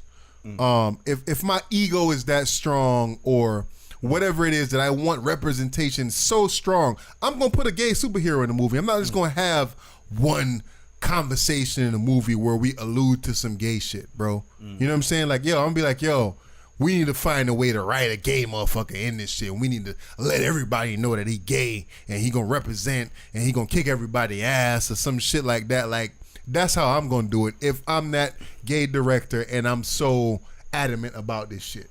If I'm looking at it from that point, if he is in fact gay, I'm reading that's what it is. I'm not sure. I don't so don't quote me. I'm just saying, like, if he is gay though, however, then I would get why he would want some type of representation in there. Mm-hmm. However, I don't think the world is. We know gay is all over, right? Yeah, but, we know y'all out there, man. Yeah, and when I say that, I mean like it's. We know it's in real world, but we see it on TV, we see it on screen all the time, gay representation. However, I don't know if they are at the point where they could convey gay love yet. I don't even know if I could see them getting there. Brokeback Mountain didn't do that. I would never watch that movie. But I think that was an attempt at it. Brokeback Mountain was definitely an attempt at it, right? Yeah. But yeah, it's just like,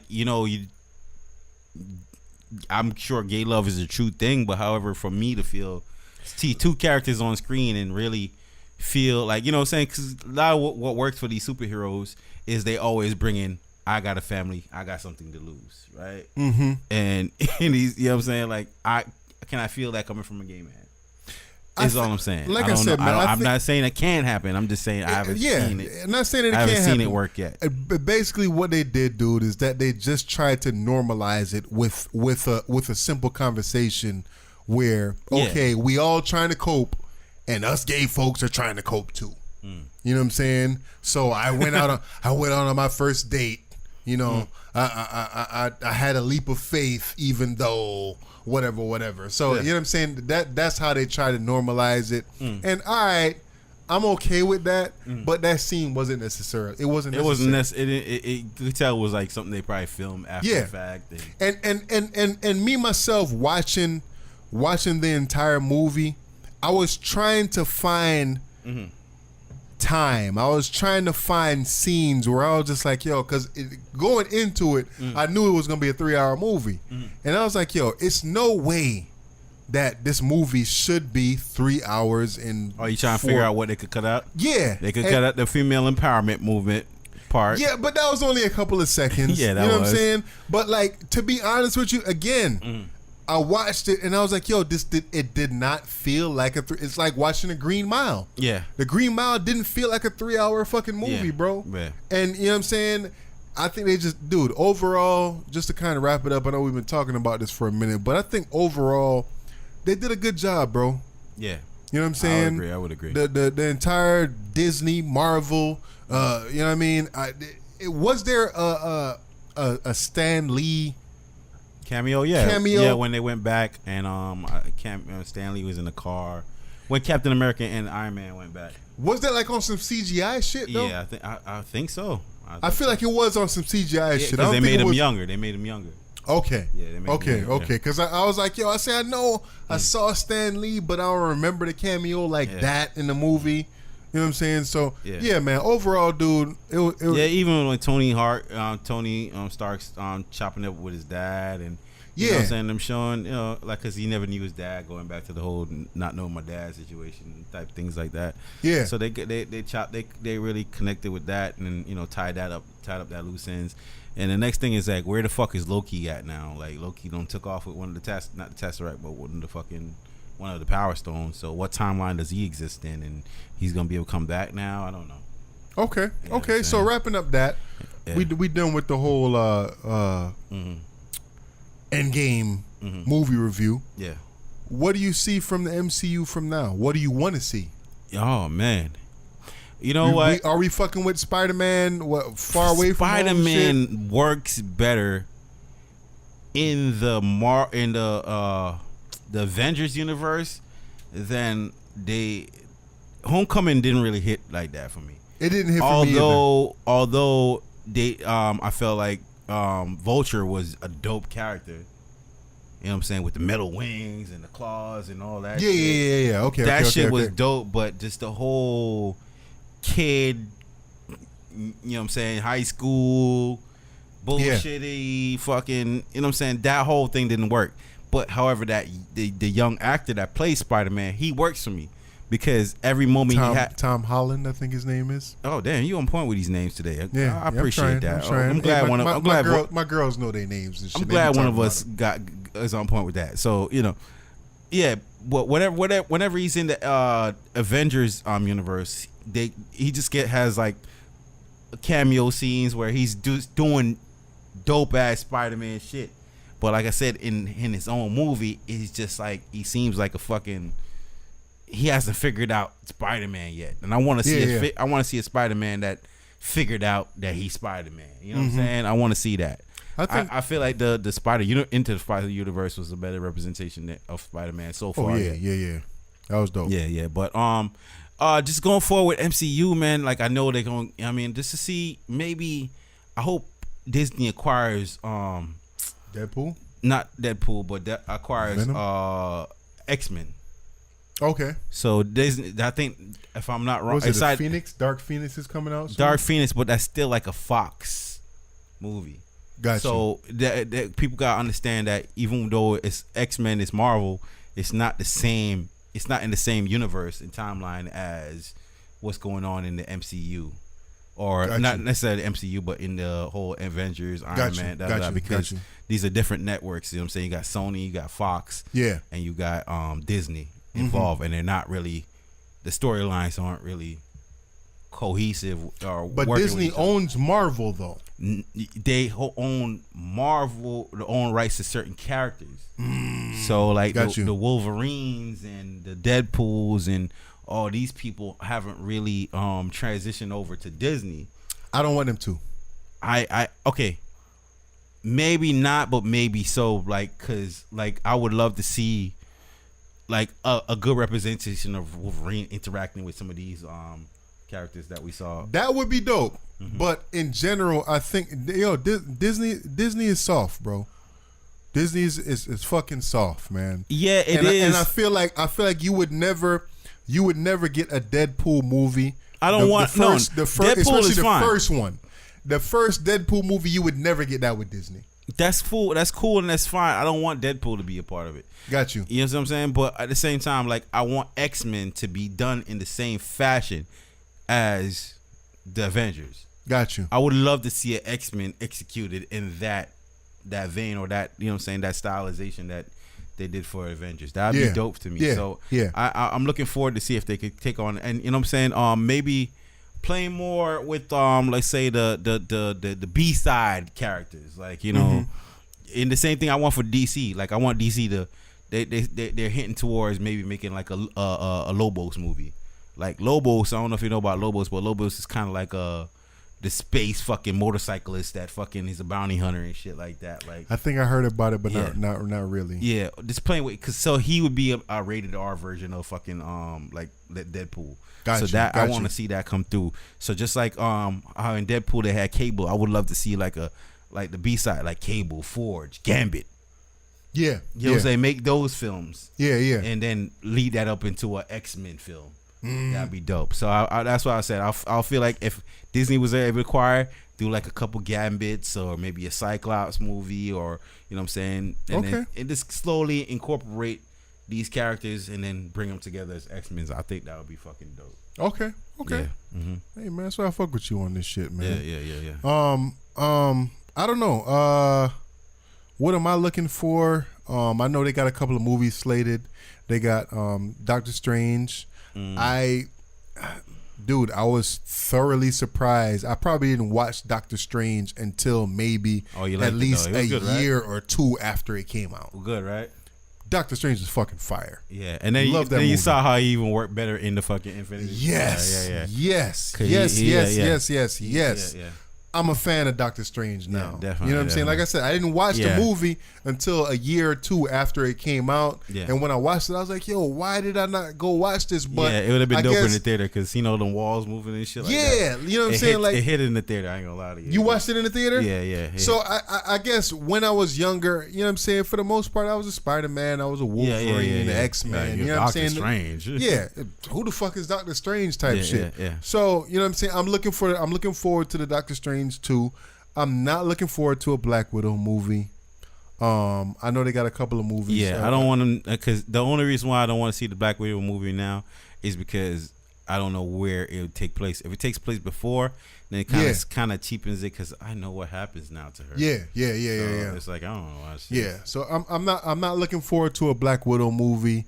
Spider-Man, even though I'm a super duper Spider-Man fan, I just hope that this next movie is dope. I got real low expectations for it though. Yeah, until they make a good version of Spider-Man versus Venom or Carnage or something like that. Yeah. Like I don't want to see Spider-Man fighting fucking the Goblin no more. Like he need to fucking take on somebody that. Agreed. And who's supposed to be the villain in Homecoming? Yeah, some kind of sorcerer. I forgot. Yeah, it's like a sorcerer type nigga. Okay. So I mean, I'm glad that they changed that shit. But they had this nigga fighting Goblin and Hobgoblin or whatever for 5 fucking movies. Yeah. Nigga, I'm done with that shit. Like stop it. You know what I'm saying? I know y'all could find better villains. Y'all could do better than that shit. Yeah. So. I would like to see moving forward. I'd like to see a darker Spider-Man. I want to see a darker Spider-Man to kind of line up with the whole Venom situation. Yeah. And I'd like to see that be a rated R movie. Yeah. And when I say rated R, not necessarily mean that they got to be cussing and carrying on or whatever. They need to be fucking or cussing. But it needs to be like heads need to get bit off and chopped off. Yeah. You know what I'm saying? More on the Venom end than the Spider-Man end. Right. So I'd like to see like a Spider-Man versus Venom Carnage type situation. I definitely want to see something like that going forward. I don't want to see a new Avengers movie for a long time from now. I think I'm satisfied. with the Avengers. I don't want to see a new Hulk movie either. Well, I'm down for a Hulk movie. I think that Edward Norton's Hulk was okay. Yeah. Better than the first Hulk that they made. Oh yeah, that was so trash. First one was trash. The second one was okay, but like damn, we nerding out for a long fucking time right now. Huh? We nerding out for a long time. Oh yeah. But yeah, still. You know what I mean? I know a lot of y'all motherfuckers are y'all. Hey yo, you played Mortal Kombat yet? No, I haven't. Yo, Mortal Kombat is dope so far. If you play the storyline mode, like it has a dope kind of story to it too. Okay. It's like a movie in itself. Okay. So yeah, that's a dope you copped thing. it? Yeah, I copped it. As soon as we get off this podcast, I'm jumping on it. Okay. Yeah. It's pretty dope. It has like dope like storyline, and you know what I'm saying, like kind of like it feels like a good movie, man. They could have made a movie out of that shit. Okay. Yeah. Okay. Did you check out the Schoolboy Q album? Yeah. That explains it all right there. Yeah, where you at? You feeling what I'm saying? Yeah. I was like, why is this so forgetful? Why is it this sound like so it sound like West Coast trap music, bro? Yeah. Like I like that. You know what pissed me off about the Schoolboy Q album? The singles. Yeah. And the crazy thing is that he made interview rounds and he talked about the singles, how people hate his singles and whatever, but they going platinum and this, that, and the third. It's like, yeah, nigga, just because they're going platinum, it don't mean that they good. So, Chopsticks. Chopsticks was, for me, and looking at Schoolboy Q, and I haven't been the biggest Schoolboy Q fan. Yeah. So the first album, Oxymoron, I didn't like it at first, but then I started liking it. Yeah. Then he dropped Blank Face. To me, Blank Face is a classic album. Yeah. And I think that Blank Face is an album, even though a lot of people heard it and a lot of people like it or whatever, I think it's a slept on.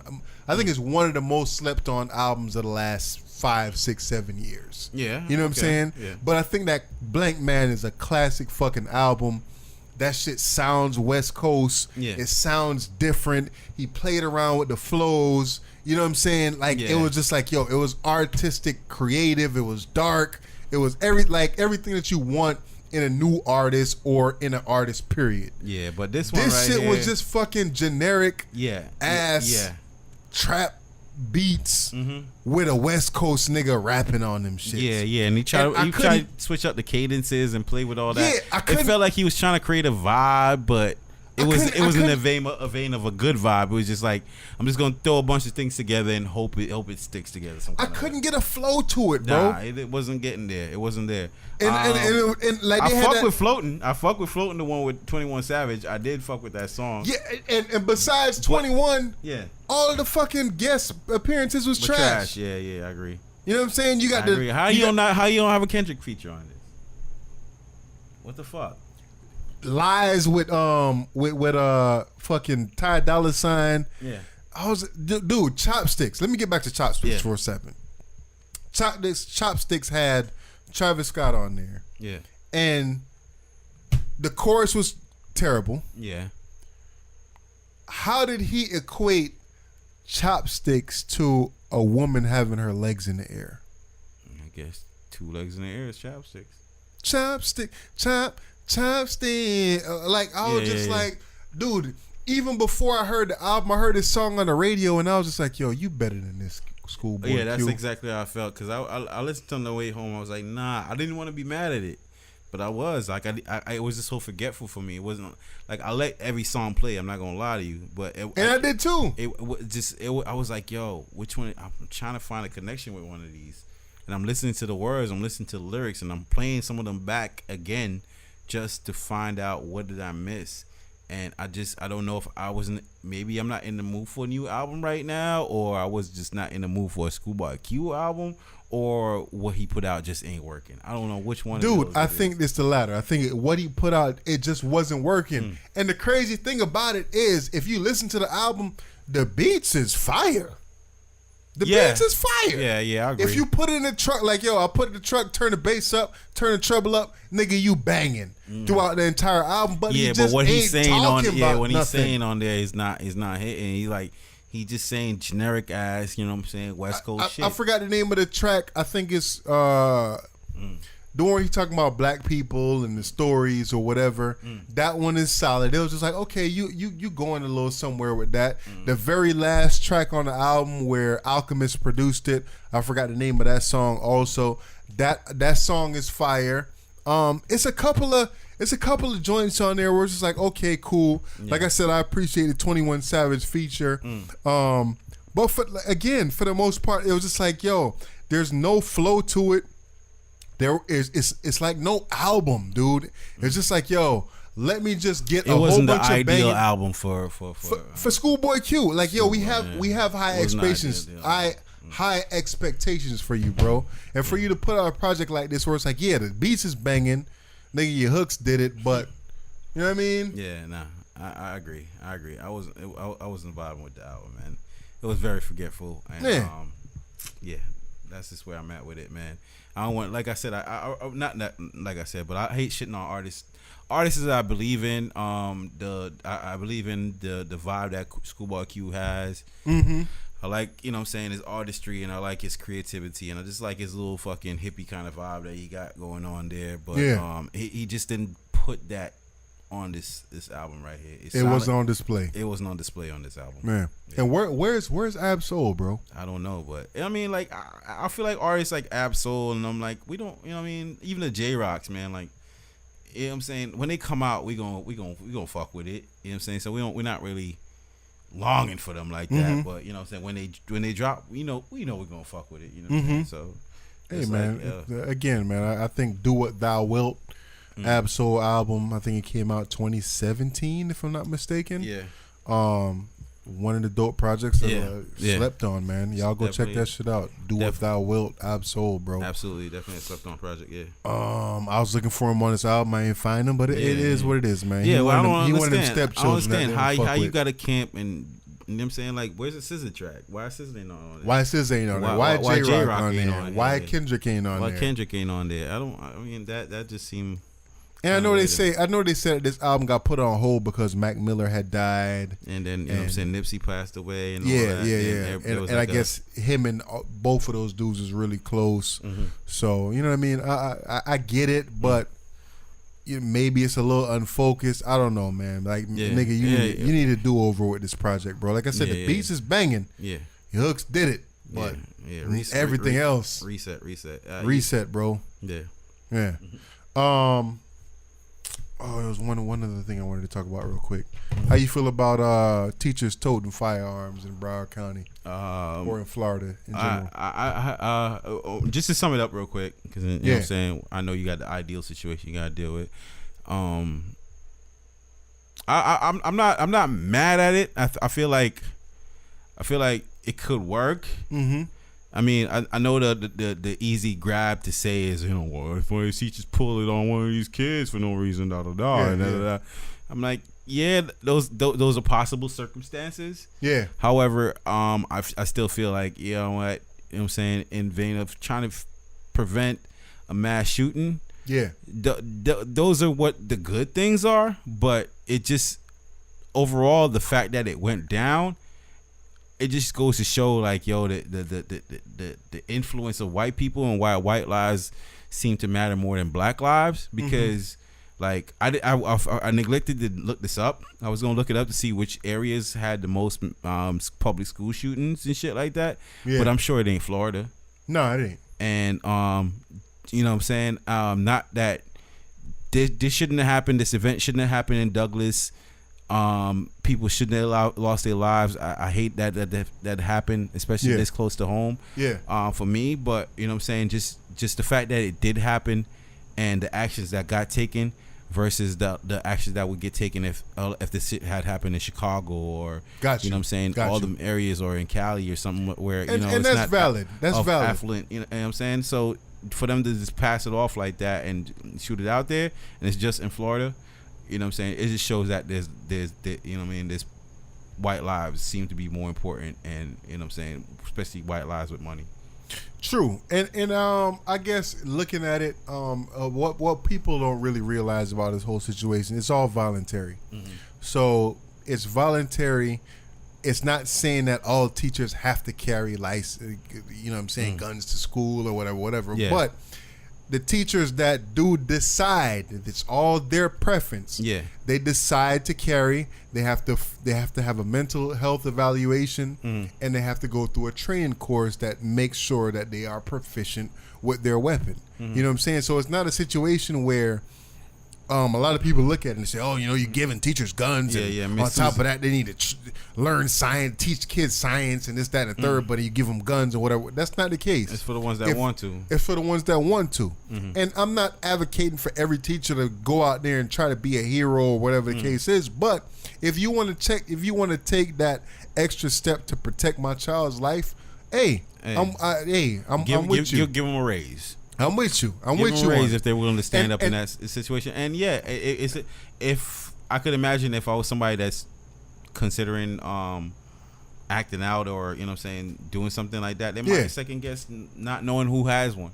Exactly. And that's the thing. I think that's the thing about having an armed society in general. It's a situation where if I'm a deranged shooter or whatever, I'm gonna go into a place where I know that people are not armed. Yeah. You know what I'm saying? I'm gonna go into a place where I know that people is not shooting back. Ain't nobody retaliating. Yeah. Exactly. So if you're in a situation where you don't know who's armed versus who is armed, it's gonna make you less likely to say, "Yo, these people is sitting ducks" or whatever the case is. So I think that it just gives that extra layer of questionability that a shooter wouldn't go into this situation like, all right, let me go to this school because I know no one has a firearm. But now it's a possibility that everybody might have a firearm. Yeah, I could lose my life doing this. Yeah, this, that, and the third. So it's just, to me, it'll make people think different. Yeah, and outside of, I guess, you know, a lot of people want a full gun ban or whatever the case is. A gun ban is not gonna deter criminals from getting firearms or from them getting it on the black market or whatever the case is. Right. So you know what I'm saying? Unless that's a situation where they outlaw firearms completely in the United States of America, which I definitely don't advocate for. Because it's, you know what I mean, the history of the country where we at so far. But hey, man, if a teacher decides that, yo, I want to take that extra step, as long as y'all don't fuck around and start killing innocent kids or whatever the case is. Yeah, yeah. Which I hope that doesn't happen. I hope that don't happen, but that's an easy grab to people to say. It is. It is. I hope that doesn't happen, but yeah. Yeah. All right, man. If y'all want to take the extra step, all right, man. I rock with you. I'm down for it. Because personally, if I was a teacher and I'm teaching these schools, I would volunteer to carry. Yeah, but you look like you'd have one, though. So I know if I'm starting shooting, I'm still shooting from a different classroom because I know Mr. Dub got it on him. But yeah, man, I'm surprised he didn't put this subject on the thing because I know you love talking about fucking guns. But boy, Bun B, man. Oh yeah. I forgot to put that shit on there, man. Yeah, man. I was surprised, man. Niggas broke in Bun B house. Yeah, man. Hold his wife at gunpoint. Tried to steal nigga cars and shit. And that boy. Is that what happened? So what was the story? If I'm not mistaken, the person came to his house posed as someone else.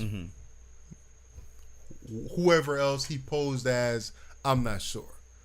And I might be wrong with that situation too. Yeah. But just off of memory, his wife answered the door. Some kind of situation happened between Bun B's wife and this assailant. And he ended up either pulling the gun on the wife or some shit like that and getting a hold of one of Bun B's cars. And I don't know if Bun B was upstairs or some in another room or whatever. He got wind of the situation and gunfight. Not necessarily saying that the dude, the criminal, fired back, but Bun actually fired at the dude, and the dude ended up getting away, and then later going to a hospital to get treatment for the gunshot wound and getting arrested after the case.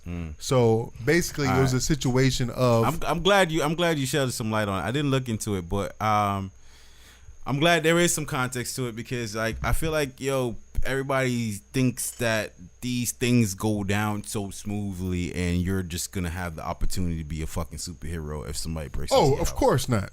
Of course not. You're not gonna have that. Chances are, if they, because like breaking in somebody's house is a bold fucking act, my nigga.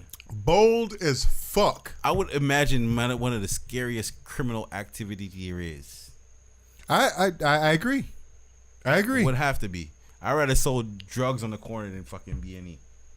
Of course. You know what I'm saying? To break in somebody's house because you have no fucking clue what's on the other side. You don't know if anybody's home. You don't know what they got in their house. Who ready, who not. Or if I'm going to have to kill somebody. Do I really want to? Yeah. For what? A TV? Yeah. A car? Yeah, and what are you going to get from this? What are you gonna walk out of here with? It gotta be the scariest fucking thing.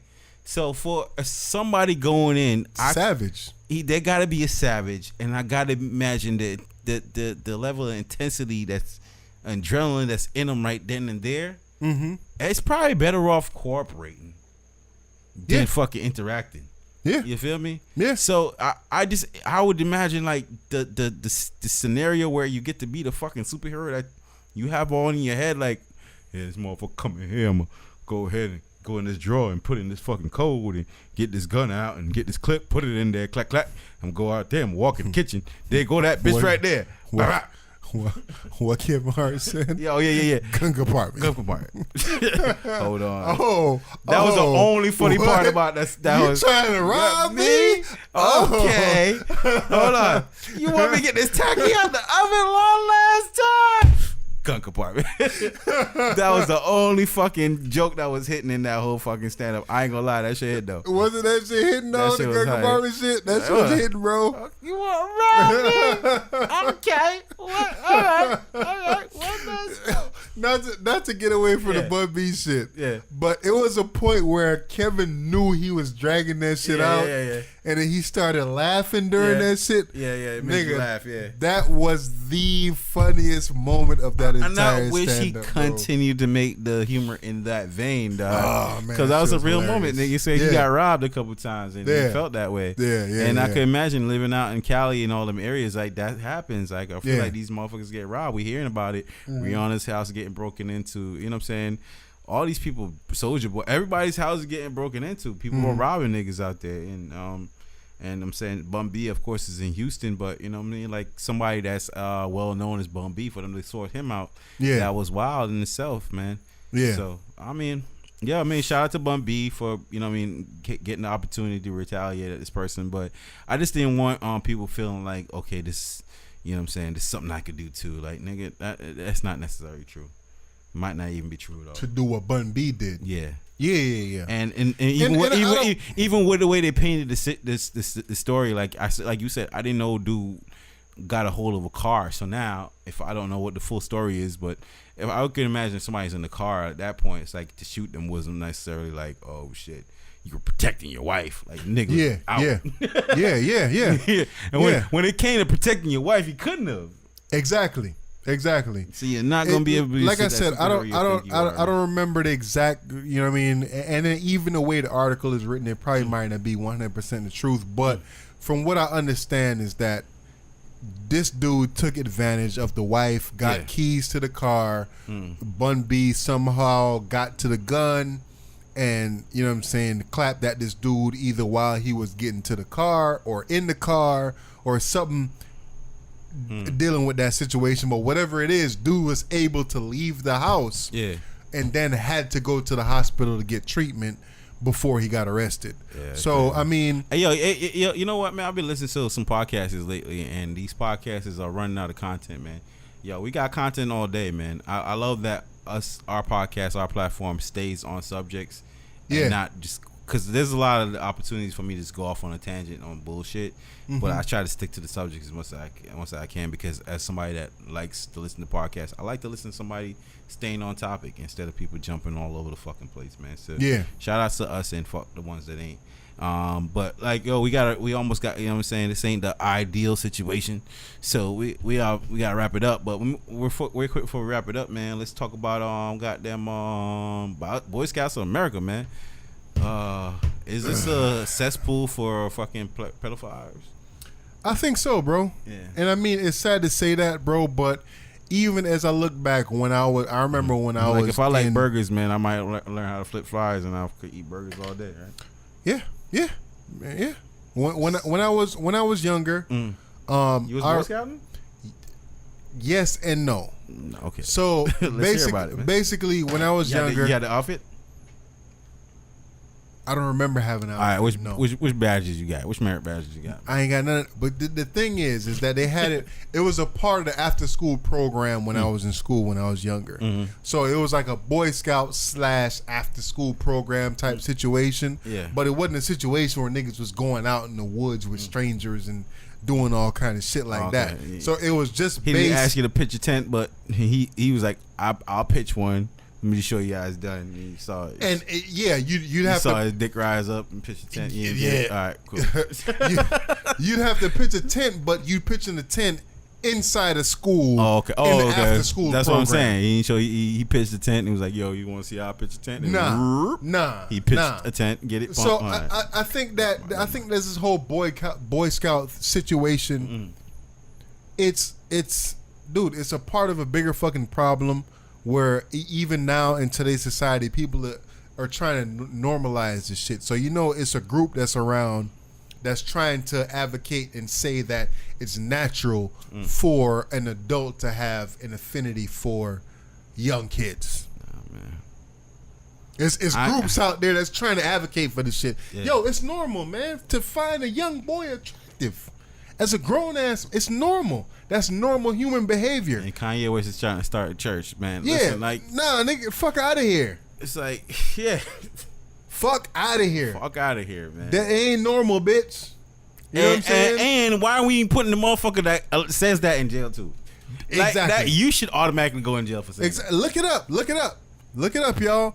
It's people out here that's advocating for I heard about pedophilia, bro. Yeah, and it's been going on for years now. Yeah, even for the young ladies and all that. And it's like, I've never in my life looked at a young kid. Even when I hear people talking about it, I'm like, yo, bro, come on, you wilding, my nigga. Yeah. When you're a certain age, man, it's like, yo, it's not even taboo. It's just like, yo, your behavior is questionable when you speak on certain things. Like if you're talking about, oh man, look at that little 13-year-old right there, thick. Bruh, fuck out of here. Your behavior is questionable, bruh. Oh, of course. It's all questionable after that, man. And dude, I would if I'm one of them dudes that's advocating or indulging, I would expect somebody to check me on that shit immediately, expeditiously, man. You know what I'm saying? Even to kind of bring it back, T.I.'s daughter. The younger one, her mama fine as fuck. Y'all can feel like how y'all feel about her, Deja, the young daughter. She about to turn 18, and she had to come out with a fucking disclosure, where she said, "Yo, even though I'm about to turn 18, it don't mean that my niggas daddy, my daddy's 40. Fans can't come at me. Yeah, you know what I'm saying? Like, she put out a fucking disclosure, whatever it is, that said that, yo, yeah, I'm of age now, but that don't mean that I'm out here hollering at dudes that's 28, 38, 48. You know what I'm saying? Like, yo, I'm still a fucking teenager. Yeah. And I'm just letting y'all realize that, like, yo, it's not free reigns to come and holler at me now because this is a situation. So even with this whole Boy Scouts America, Boy Scouts, Girl Scouts, and I remember a couple months ago where we spoke about Girl Scouts being able to join Boy Scouts now. I think that, dude, it's just, for me, there's some people out there that truly love working with kids. Yeah, but even with that, man, like you gotta also remember, and that this is maybe the harder part, and maybe people don't understand. Like, sometimes in these Boy Scouts things, you have older teens that's helping out with all this shit. True. And these teens have not necessarily figured out who they are, sexuality, and all that. All they know is they have a feeling. Mm-hmm. And that could potentially have them harm or do something wrong to a child, you know, because they're trying to figure out themselves. So it's just like, yo, the same thing you do in your own household. Like, yo, when kids are of a certain age, yo, they can't room together no more. They can't be walking around the house naked no more. It's like, yo, it's the same shit that should apply out there in the real world, man. It's like, yo, separate these people. Yo, yeah, man. Definitely. And yeah, man, I mean, Boy Scouts, you know what I'm saying? Like, so, but the thing is that they have, and I forgot the numbers. Y'all look it up. It's it's a number that's out there where I think it's like 7,000 or something like that. It's when we talking about the entire United States of America, there's a certain number that's in the thousands of offenders people who have been accused of some kind of pedophilia or touching or some kind of sexual activity. And what it is that the Boy Scouts of America is protecting these people. And when I say protecting them, meaning they didn't necessarily turn them over to the law. They are hiding their names. Yes, they probably fired them or suspended them or whatever the case is, but these people aren't registered as sex offenders. They aren't facing criminal prosecution, this, that, and the third. Yeah. So now, and I think in New York, I think it's like damn near 200 of them that people is trying to put their name out in the light, this, that, and the third. So it's a movement that's going across the United States where people is trying to get these people's name out in the forefront to let you know, like, yo, these motherfuckers abused my kid when they was in the Boy Scouts of America. I think it was like 15,000 kids or something like that, or 12,000 kids that got abused, and it was like 7,000 counselors or whatever that abused them. So, I mean, like I said, man, I think that there's certain genuine people out there that like to work with kids. I don't know how you decipher from the pedophiles, from the people that just like to work with. I don't know how you leaving your kids alone with somebody for too long, man. It's yeah.